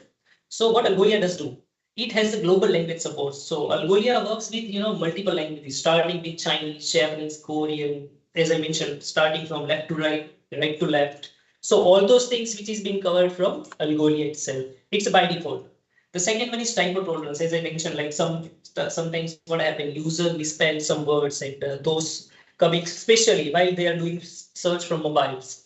So those kind of, to prevent letting those common mistakes, the Algolia itself purify the result and gives the what user is thinking to search. The third one is highlighting and snippeting. Sometimes if I'm searching something and in the search result, I would like to do some highlighting or snippeting something. So that is also a built-in feature for Algolia. The next one is faceting, like, facet based on some queries, which allows user to understand, like sometimes instead of displaying no result to display something, it is called faceting. How it will help? The synonyms, as I mentioned, like sometimes what happens, the user says some jacket and showing some parka. So that is like synonyms product also coming. The second one is advanced language processing system. So some users handling stop words, additional words, prefixing behavior, lots of things can be happen with the help of Algolia. Geo awareness. So if we will need to specify the search result based on the continental, for the USA, we need to display this kind of results awareness. This can also be happen with the help of Algolia. So apart from that, we will have a multiple sorting strategies as well, like user select some products, sort by lowest price. Those kind of stuffs also be feasible within a millisecond, not a second. So that is, the advantage of Algolia, we can say. The grouping and deduplication. So sometimes what happens, we need to do some duplicate or groupings of the products. So how it is being feasible? With the examine that we do have to do a lots of coding and to grouping, but Algolia, it provides inbuilt within that. The personalization, which is a key factor for any client who wishes to use their advertisement for the next gen. For example, I'm searching for something like GTA game. So those clients will target what advertisement I have to do that people searching maximum on my website. So those kind of personalization Algolia provides inbuilt as well. So that's it for the features one. Now let's dive something like how we can configure it within Umbraco. So Asha can start journey from there. Yes. You.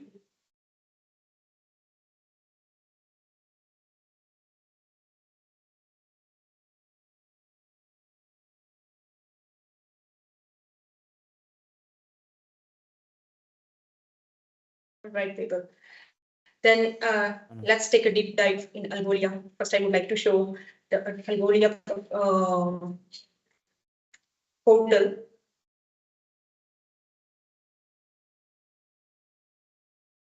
Okay, so this is Algolia's official portal where we can configure our few things. We can utilize some features.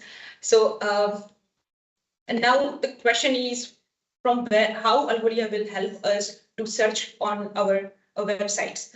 So definitely we have to post some content from our website to Algolia portal. So for that, there are a few approaches which we can use.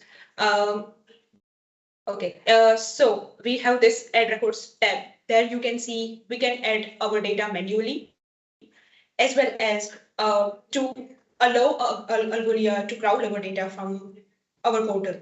So basically to allow crawling automatically to Algolia, which is can definitely it's been some pricing cost and all things. So let's move on the two approaches, which is we can upload manually, and second one to do some customization in code and post our content to Algolia. So you can see the first approach, add manually. Okay, so we have many approaches to upload a files, the JSON file or the XLS files, which with help of that, we can import our data to Algolia. And now as we are a developer, we can develop a few things. And with help of that, we can post our data in this portal. So let's see how we can post our data to Algolia manually.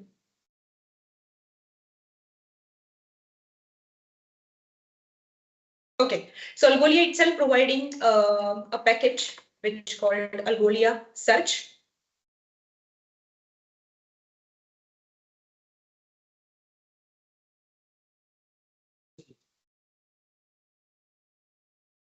And for that, you can see we have a package, algolia.search. I know Umbraco is already aware with that,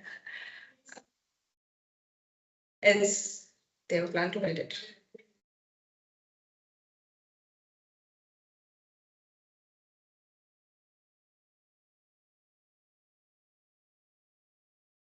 So as you can see, the Algolia.search package is providing a facility to post our data, which is like a API based or some controls we can utilize in our project. So I have installed a NuGet package in my system, and now let's move on some configuration which help us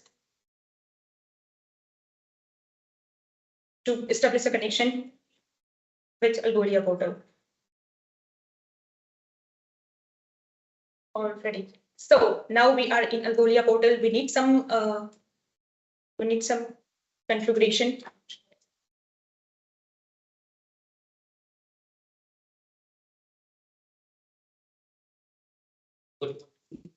Just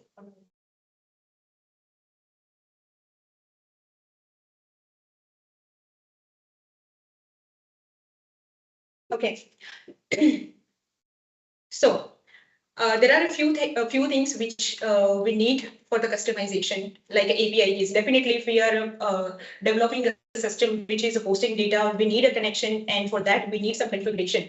So Algolia ideally use application ID and the key. Now we have a two kind of key, which is first one is the search only API key, and second one is the admin API key. Search only API key allows you to get the data from Algolia. It's don't allow you to post the data in Algolia portal. So in that case, we'll use admin API key because it allows us to do both things. So let's go in our Umbraco portals. How we did integration.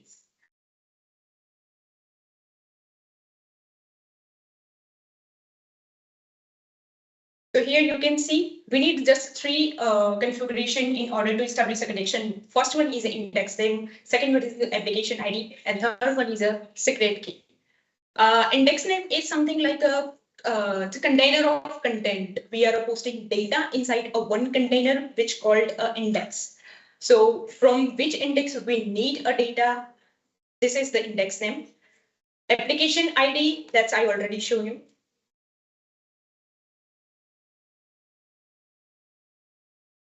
Yeah, this one is the application ID and the API key. Okay, so these three settings. And now let's take a deep dive in code, how we are posting data.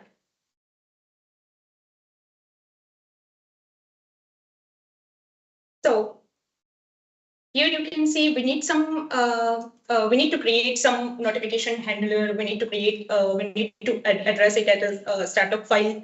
So here is the first step to create a notification handler, which will going to access while we do a save and publish, while we do a unpublish, because definitely if we are unpublishing our content, that should also perform some deletion operation in Algolia, because we don't want to unpublish code on our website.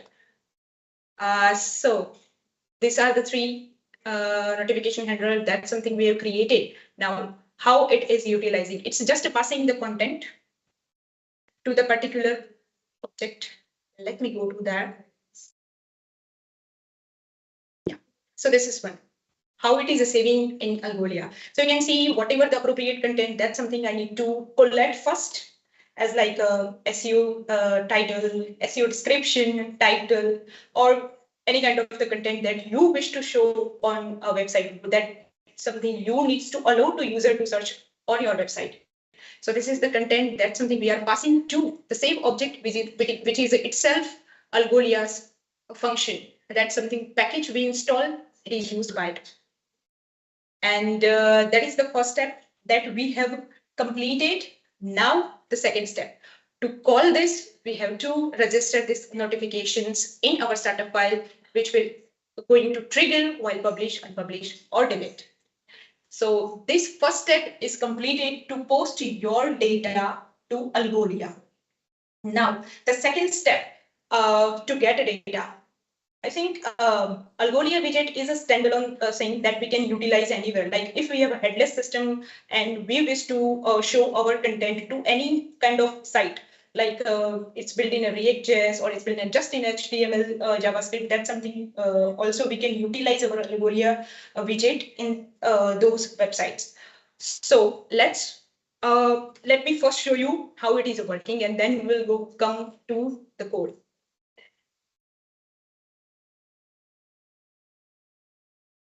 All right, so here you can see I just integrated a widget, Algolia's widget. Like I have content which is community. I don't have that about us. You can see how fast it is searching. Like I make a mistake to blog. See, I searched BOL. Still, it's giving me a result which is my blog, which is it's a correct correction. As we mentioned here, you can see I want to see you how fast it is discovering our result. Okay. So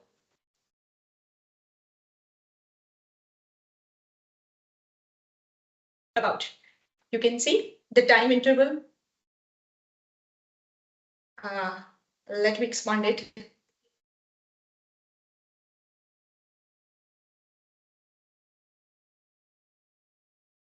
It is in within a milliseconds of time it's giving the result. You can see it here. Yeah, 146 milliseconds. 146 milliseconds. It's giving autocorrect result and everything. So it has also a different kind of widgets that we integrate. I'm going to show you a few things. Right. Yeah. So here you can see the pagination. We all know to do a pagination within a search criteria, it's a hectic to do, like a first page, second page to pass over the data, which by default giving by the Umbraco. So now this all magic we saw. Now let's go to the code and see how it is integrated.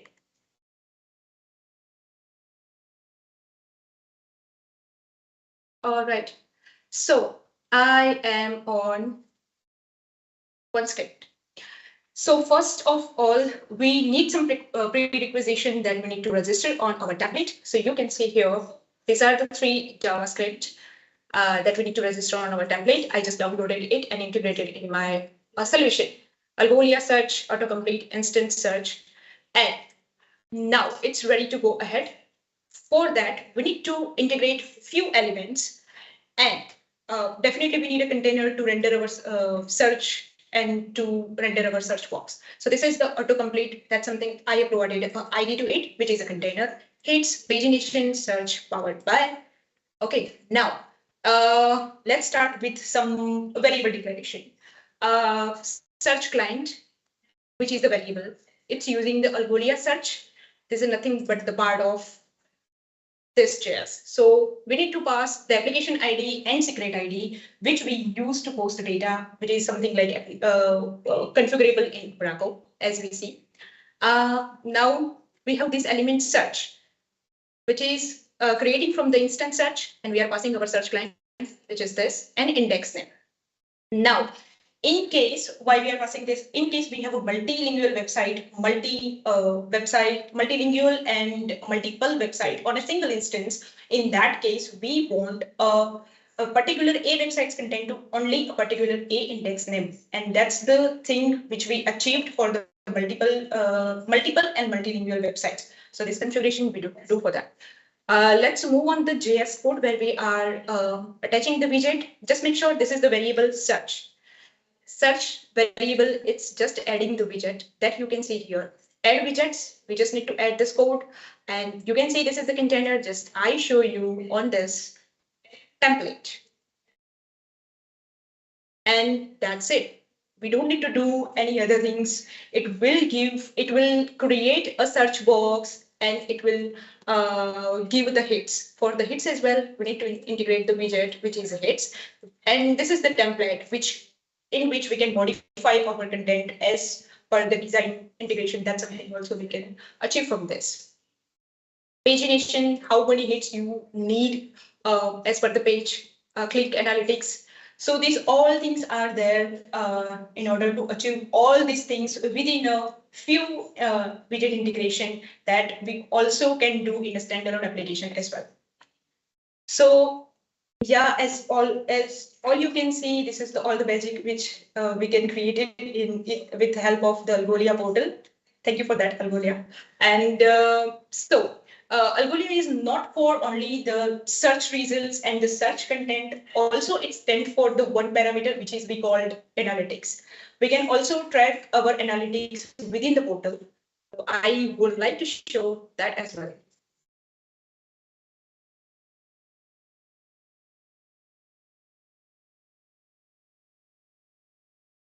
All right, we are in analytics portal. Okay. So you can see total user. So the first one was I, which was searching, and first is my colleague who helped me to search out. Total search is 220 searches we happen. No results rate. No result rate. It's something someone searched something, but the content is not there. That Algolia is also tracking, as we heard from the Nikhil as well. Click-through rates, conversation, no click rate. No click rate in the sense it's giving a result very fastly in order to autocomplete, as we use autocomplete for that. For this all parameter, the beautiful chart is there, which gives us, which shows us how it implemented. And now this is the very important portion, which show us the top results of our site. How many percent what search, which kind of the data search, how many times the count as well, as you can see, the 7 times. We can see there top results, how many results are there, how many types of search, search without results. So this is the thing that I was talking. If someone search like a test term, but test was not there, still it's tracking to help you with your business. So next time you can discover like, yes, this thing is missing in our website and we can post our data and we can get more business. So that is for that. Yes, I think Asha has covered everything. So I hope this looks good for everyone. So the configuration which Asha just mentioned that we already covered here. So the amazing facts what we found from Algolia is the personalization, which just Asha mentioned. The geolocation based also for that, as due to the limited time, we are not able to show that geolocalization right now in the code. But yes, it is visible. We just need to pass some parameters and it will work automatically. The analytics which she just shown, it is beautiful. It is decision making, statistics, real time, what the people searching, you will get it within a second. In Algolia dashboard, out of metrics result, top search result, top countries from where the search is coming. So now some questions like why we should use Algolia instead of Examine. So as we can see here, like Algolia itself provides a lot of things like search speed more faster,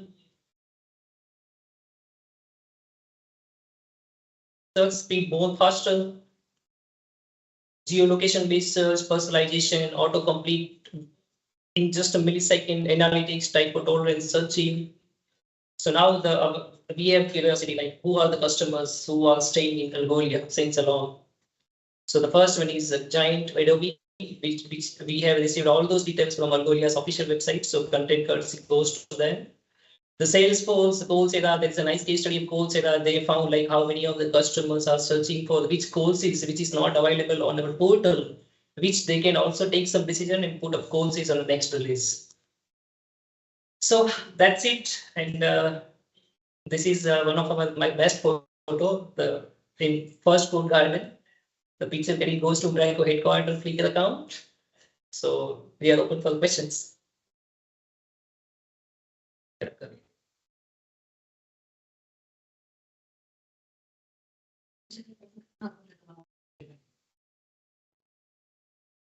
Fantastic.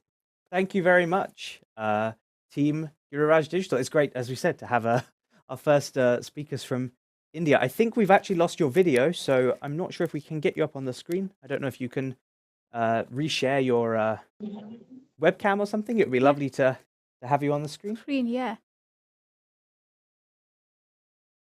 Nikhil and Asha, you do have some questions in the chat as well. Yeah. It seems like people are really intrigued to know about this new search functionality. There we there we go. Hello. Asha and Now we Nikhil, can see hello. you. Lovely to see you. Lovely to see you. And thank you so both. much, guys. Thank you both for your talk. Thank It was incredibly polished. So yeah, well done. As Purnima was saying, lots of questions in the chat. Lots of people saying this seems very familiar to like Azure Search or those other managed search products. But Yes. there's some quite technical things there as well. I encourage you to go and have a look in the chat afterwards, and maybe you can answer a couple of Sure. people. It seems people are clearly quite interested. Yes, search, another Sure. evergreen topic in Yeah. Umbraco. Yeah, and it's something that people find painful, and Yeah. Algolia makes it look just so easy. Good solution as well. Good looking solution overall, Yeah. I think. Yeah. Well done, both of you. Thank you again for speaking, and we hope you've enjoyed the Umbraco Community Day so far. We're going to go to our next session in a short second.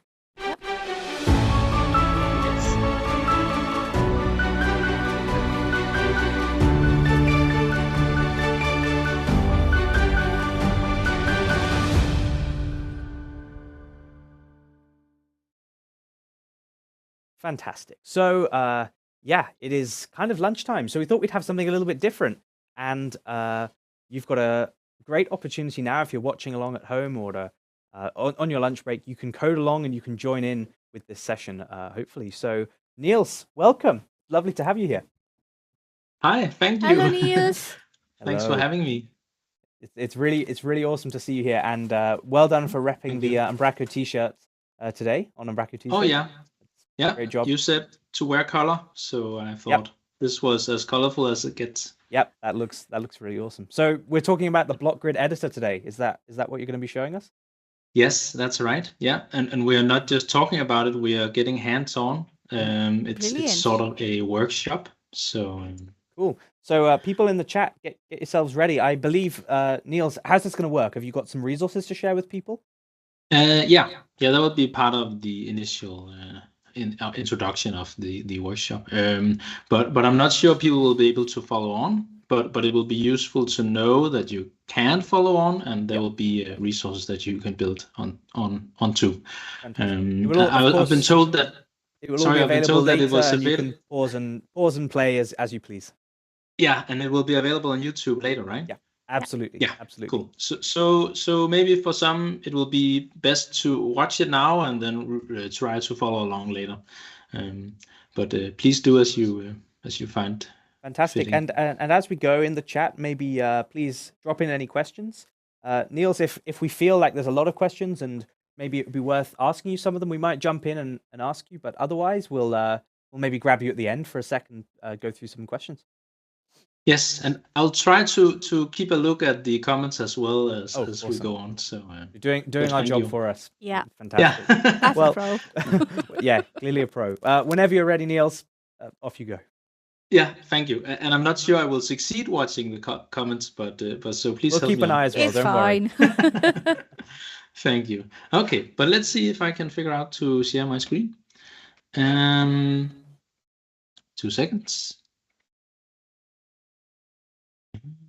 Go with this screen. So there's a slideshow even. Yeah.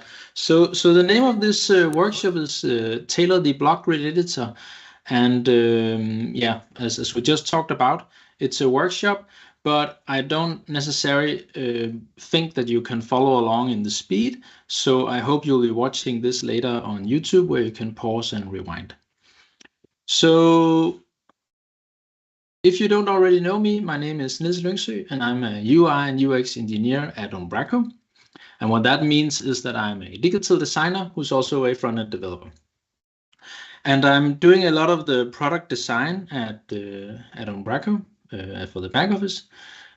So I'm really keen and very interested to get your feedback. And as the headline of today is about tailoring the block grid editor, I would also really love to see some solutions built with it out there. So please reach out to me and send your projects. And also, if you had some trouble, that's also welcome. So today, it's about the block grid editor. And this is a new property editor that is available in Umbraco from version 10.4 and 11. And this editor is here to enable you to create intuitive and flexible editing experiences. And the reason why this editor enables such is because you can compose content in many more ways than we could do before.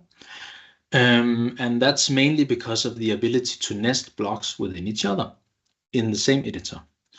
The plain setup of the block grid editor is an upgrade for those who are coming from nested content or block list and so. But if we really want to give our editors a immersive editing experience, we have to put ourselves at work, and that's what we'll be looking into today. So for you to get started, to be able to follow along with what I will be doing today, you can run these commands in your terminal. And though I am not a .NET expert, I hope this is the right and that gets you started. It worked for me at least. And what you'll get by running these commands is an back office solution. And then we are adding the package called Umbraco Block Grid Example Website on top. And this project is a website built with the block grid editor. And it's made to give you an idea about how the editorial experience can become when using the block grid editor as a page builder. It doesn't necessarily need to be used for that, but that's a very likely good choice for it. And the project consists of 9 different blocks, and these blocks are each trying to accomplish different needs. And it's actually not only giving you an idea about how it will be for a content editor to work with it, it's also showing you how this can be done. And today we will mainly be working with custom views for blocks. And I will assume that you already have some Umbraco experience. I will assume that you know what the block list and the block grid editor is. And I'll not be diving into the initial parts of getting this up and running. So I hope you know some already. And again, unless you are really fast at coding, you probably won't be able to follow along. So notice this will be available on YouTube later, and there you can pause and rewind. So the project that we'll be looking at in a bit is a website, and the front-end implementation has been made with the Razor. And in back office, we have custom views for each block. And the project is using one style sheet across the front-end implementation and the back office implementation, and across all blocks. And this is done because that's what you typically would do in classic web development. You would probably end up having one style sheet. So this is showing you how you can do that.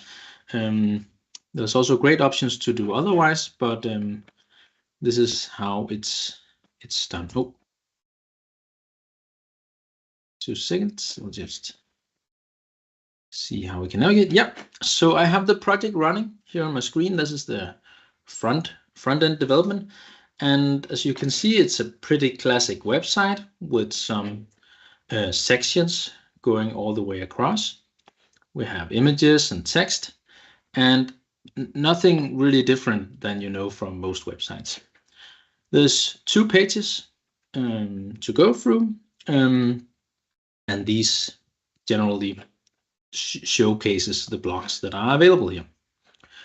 If we go look at the back office implementation of this, we'll start seeing we'll see a similar visual output as the one we've seen just on the front page before. The main parts that we see here is blocks. And the reason why they look like this is because they have a custom view that is using the same markup as the markup we know from the front-end implementation. And since it's using the same style sheet, it looks the same.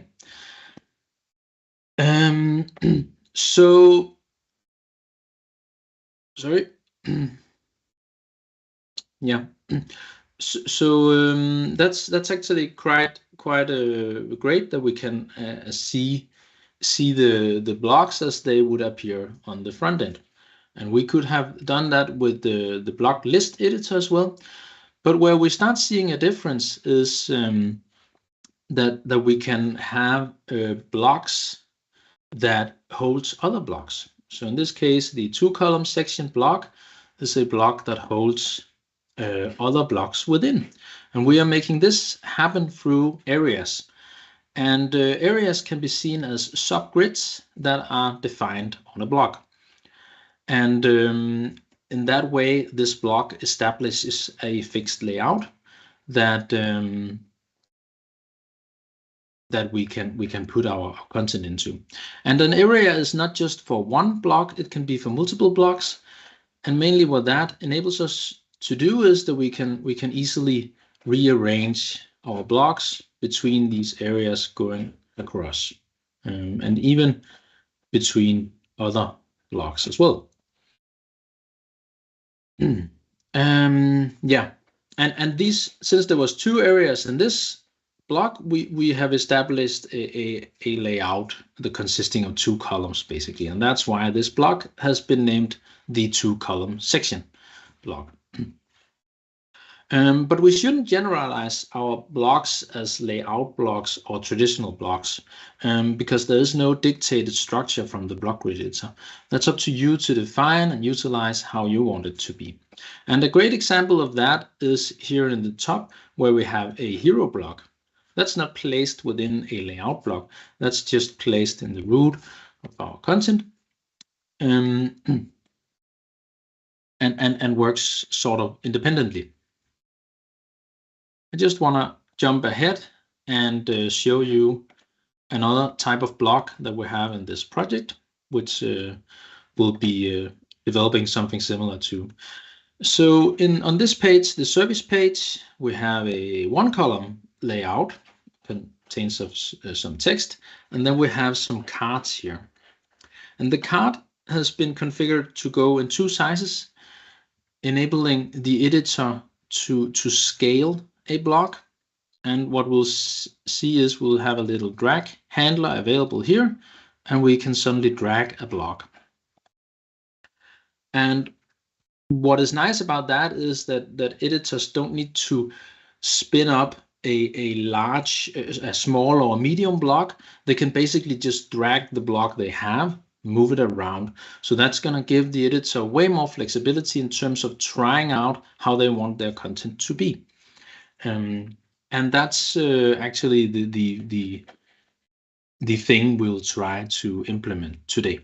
So let me just jump a little bit ahead and talk about the setup of this example website, just so it doesn't get out of, just so you get an idea about what is it we are building on top of.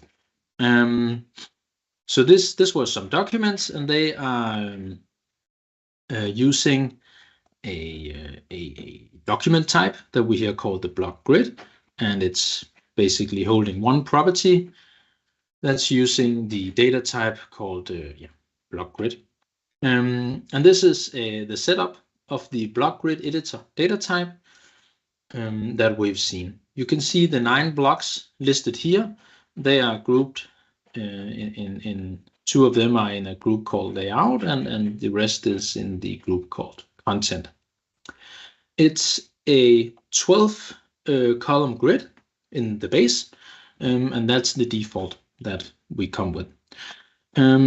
But what is noticeable is that it's using a different style sheet than the one that comes out of the box. And to get started doing this yourself, you can click this little button, and what you then get is you get the style sheet that comes out of the box with Umbraco. You actually need to do this if you want to render the block list editor on your frontend. Then you need to get the CSS file and store it in your frontend yourself. And let's just jump ahead to code to see how that is done. So this is the project.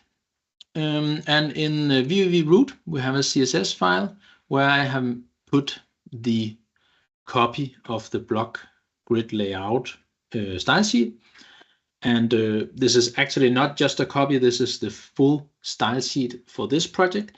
But the first part above line 50 is the same as what we just saw before in back office. So if let's try again, click here, and I copy this part, then that is the part that is above here. The rest is customizations of that and the styling going for each block. We'll be looking closer at that later. And the way this is implemented in the front-end implementation is through this Razor template, where I'm inserting that CSS file. And again, if we go to back office, we have pointed the layout style sheet to that. So that means it's the same style sheet we're using in our front-end implementation and here in back office. So I only need to change it one place. And that is, of course, also helping us ensure it's the same visual experience you would have in both places. And just for clarification, the page itself, it's not doing much, but it's using our default grid block grid editor render method, I guess you can call it that. And that's it. So this is actually the website implementation, and then each block has a partial view on their own. So if we have a look at one here that's called the rich text block, then that's doing what is needed for that block, and that's how it's implemented. And you can go further and look closer into that. But it's just so you have an idea about where we're at now that we got this project installed in our this package installed in our project. That's what I want to say. So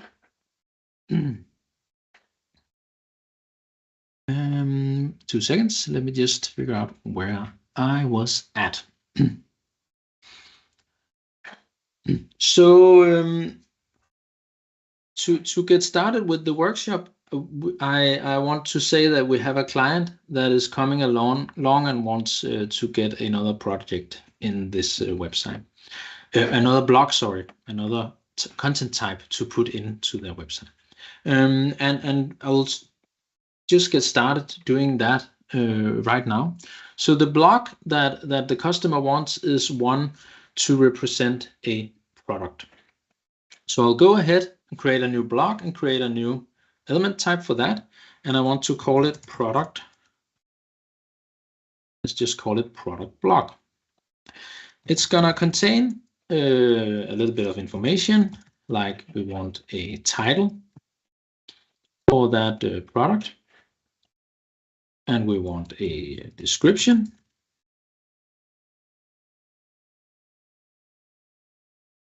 And in a real life project, I probably didn't want to encourage you to put this data right here. I probably would encourage you to make an actual product which was a document elsewhere that you could pick. But to keep it simple, we are not picking anything here. We're just putting in some data. So we have something to work with when we are going to develop a custom view for this one in a little bit. I'm adding title, description, and a price. And I also want to put in an image for this product. Okie dokie. That's the data that we need. Just for good, what can I say? Just to make it easy to spot, I'll put a label on where I will use the title, the value of the title to take part in that label. Another thing that we need to be aware of when we're making blogs is the base permissions that we're giving this blog. And in this field, you can choose whether a blog is allowed in the root of your layout or if it's allowed within areas of other blogs. And we don't want this product to be possible to add just in the root. So we'll tick off this one. That's actually what we need just for this blog for now. We can go to our front page, to our content editor, and maybe we can start adding some data for this already. So I'll add a new one column section going in here, and I will add the product blog. And let's give it some a name. I'll give it a name, air balloon. Yeah, and the price, it's gonna be expensive. And I already prepared an image here that I'll be using for that. So let's add just a few, just to get an idea about how this works.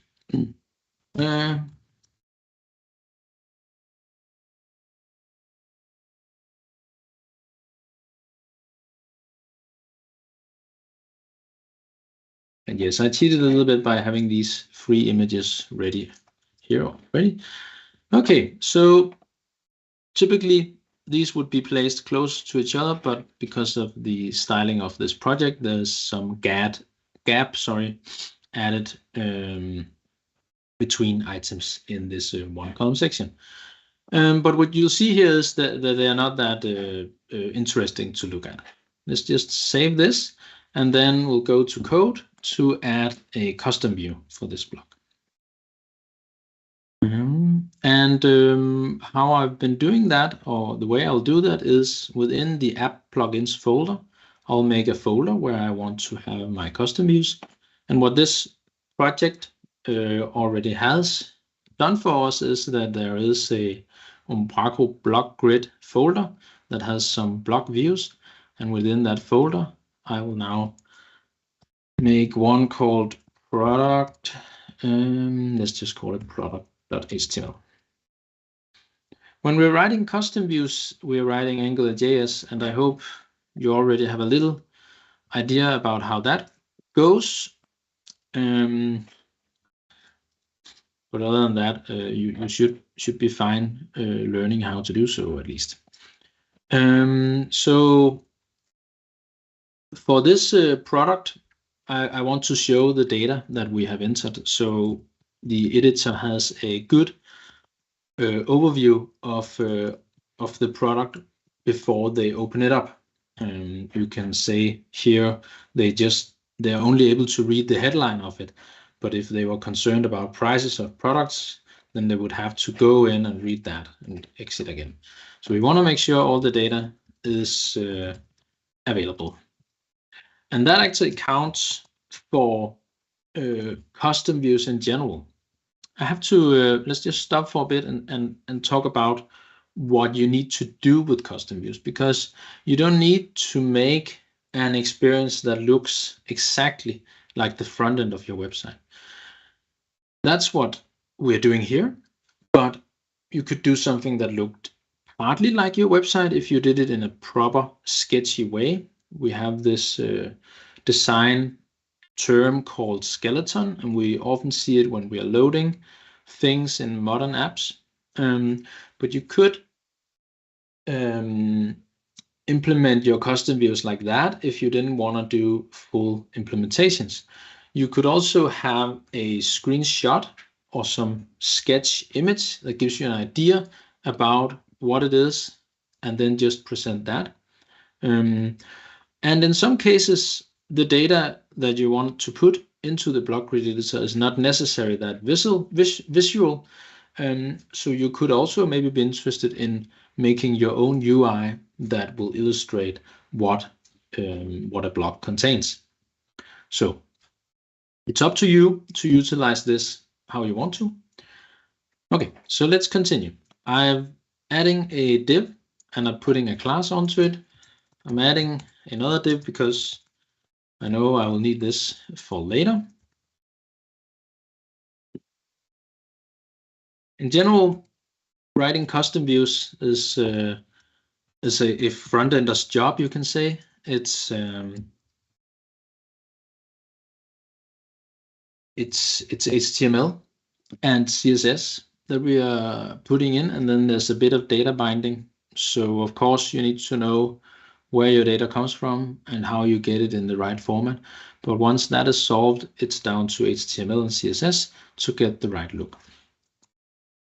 When we're writing a custom view, we have the block available in a variable called block, and we have the raw data available on the data property.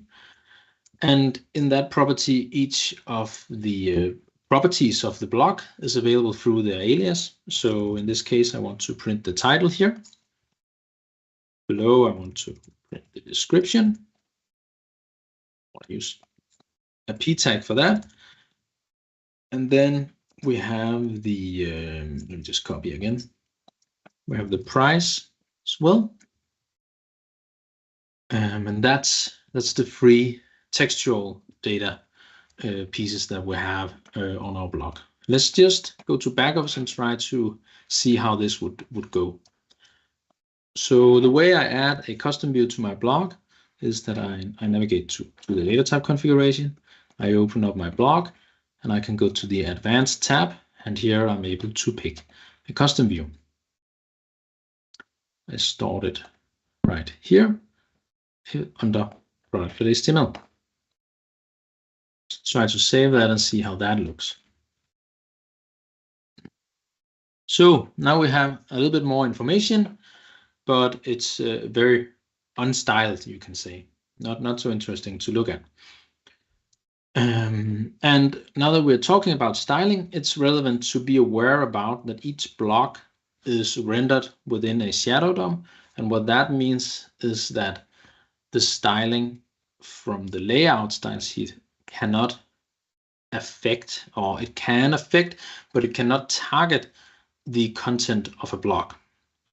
You probably need to be a front-end developer to get it fully, but it's good to understand you can't target divs and then it would affect stuff within a block.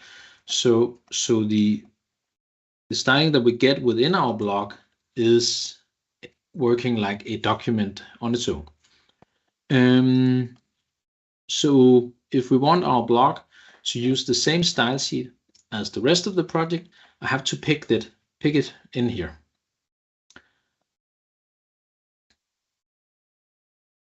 So, and if we refresh, the sharp eye will see that the font has changed. So now the styling is the same in both within the block and without the block, outside the block. Sorry. Maybe the next thing to do is to scale our blog a bit, because I don't want this product block to be full width. So we can go to our product block and we can add a size to it. I want it to be 3 columns wide out of the 12. And the 12 comes because it's a 12 column grid that we are using here. So now our products goes next to each other. And if we want to display all our data, we actually have to show the image as well. So let's just have a look at how you do that. And previously, this has not been so easy in Umbraco, but we made a new AngularJS filter to help you get started with this. So if we want to have the data of an image, we can now send the key of the media item to a filter called media item resolver. And with this, we get the data of a full media item just based off a key. Now I need to enter the right key, of course. So we get to the block data. We stored it in an image picker called image. We're going to take the first image and we're going to take the media key of it. It's going to go to the AngularJS filter, which will return a media item for us. We can then use that media item in an image tag.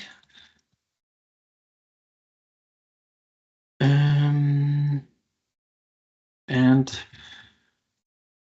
we'll print that media item, media link. You can look up the documentation for this if you are in doubt in the future. Let's just stop here. And that's, well, I don't want the image to be rendered if it's not there. So let's put an ngIf in front of, oops.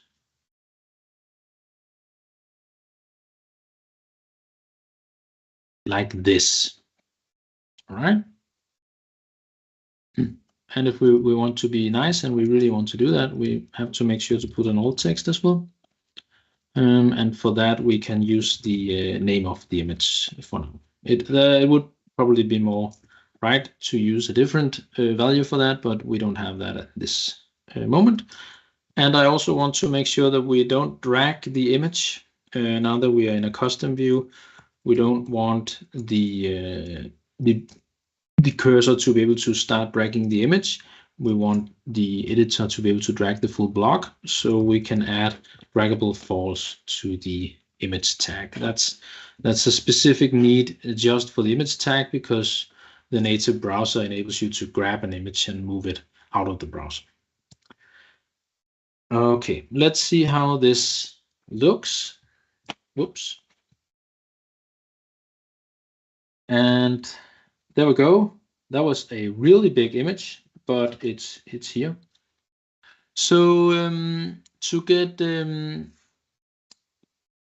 started making this look right, we should add some styling.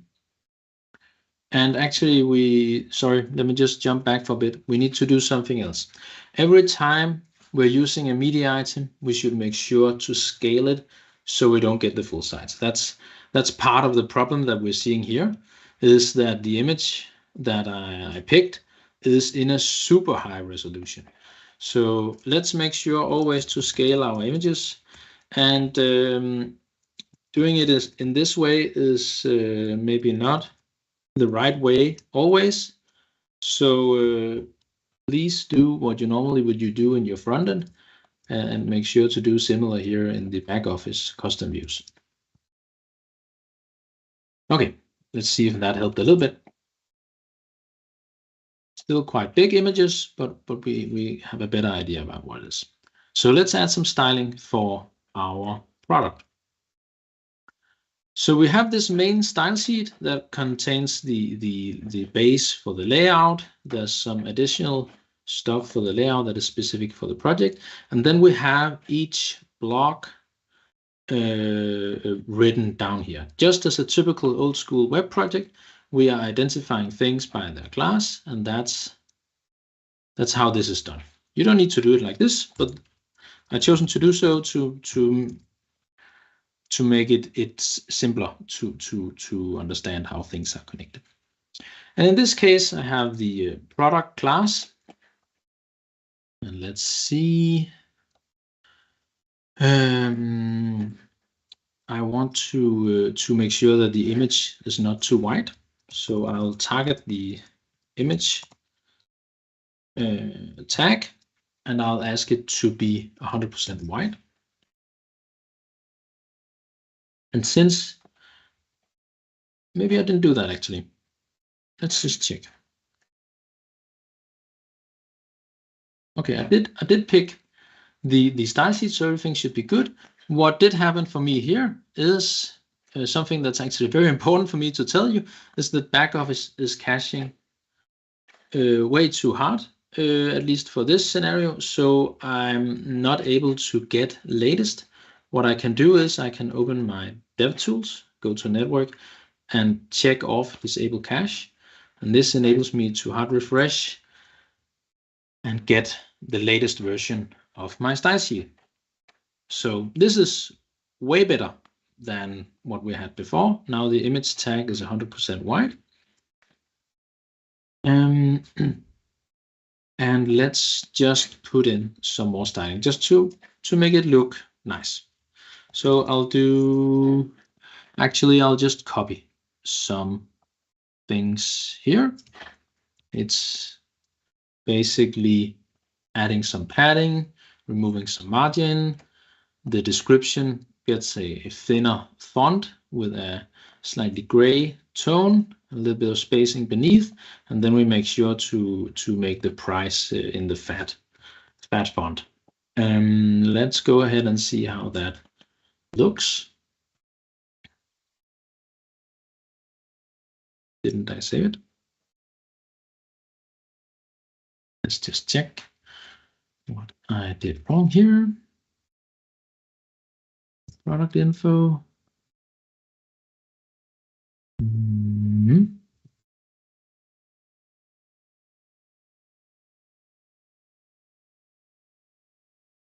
Okay, I don't feel like this is looking exactly like it should do. Info. Okay, I didn't spell it right. Good one. That's what happens when you're live coding. Let's see here. How does it go? Let's go back. Okay, that's better. So now we have our product visible here in our backend. So that's quite nice. I can rearrange and so on. But one thing you'll notice is that I can't click directly on the block to edit it. I have to click the little pin up here. For the other blocks in this project, I've made it possible to just click anywhere to go to edit. And that's a choice you need to make, because maybe you would put buttons that actually does something in your custom view. In theory, you could put input fields and so on in your custom view and make editors able to edit content directly, if that's what you want to do. So let's just go ahead and do that. What I'll do is I'll put ng-click. That's an AngularJS way to listen for click. And I'll just tell that to call block.edit. Let's go back. And then I can click it. But it's not super intuitive for me that I can click it, because I still have the normal cursor. And then it becomes valuable to me that I'm actually able to put styling directly into the block, and it's not going to float out. It's styling that will be contained within this one. So what I can do is I can just write that I want the pointy cursor. Now I'm targeting host. That's basically the outer element. I could also do this specifically on the product. But the reason why I want to put this in here and not in our general style is because I don't want the product to be clickable in our front end. This is something I just want to add here for back office. Let's see how that goes. Now you can see the pointy cursor. Okay, that's good. So the next thing I would like us to do is to make a custom view that is contextually aware. And for this example, I want to make the product scalable. We can do that by going to the data type, opening the product block, and I can add another size that this can exist in. And I want to make it make it possible to go in 3 and 6 columns, similar to the card we saw earlier. And if I refresh, we can now, okay, they're all updated already. So I can already now get this experience of scaling it. But the view does not really adapt as I was thinking. So let's go ahead and change the code a little bit to do that. So what I mainly need is I need to be able to know the size of the block. And there's actually 2 ways for me to do that. There's a CSS custom variable available that I can use directly here in my code. That is, let me just see what it's called. It's called this. So I could use that to do something in a calculation. But that's not what I wanted to do for this one. For this one, I wanted to use Angular to set a class when the item is spanning 6 columns. So I'll write ng class, and then I want to set a class called --medium when the block layout has a column span of 6. Then we'll get the medium class. And I'll use that here in the style sheet. I will not bore you with the styling, so I'll just paste it in. But in general, yeah, I'm turning the product into using Flexbox when it has the medium. I'm making sure that the product image is taking half width of the block, and making sure the image actually does cover that area that is available. And I'm changing the padding, adding some padding to the left side of the product info. Let's go and refresh and see how that goes. So I can now, no, that did not work. Let's just see. Did I not save? Did I not save this one? Mm-hmm. Okay.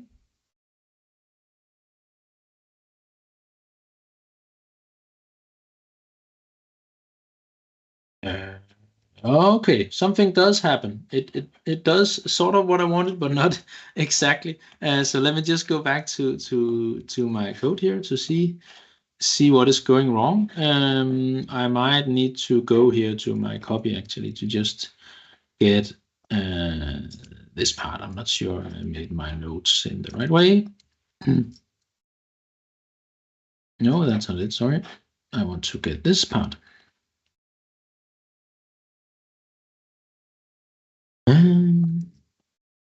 Let's see if that's better. No, it's not. Well, a little bit. We now have the information going down here. Okay. And what is going wrong?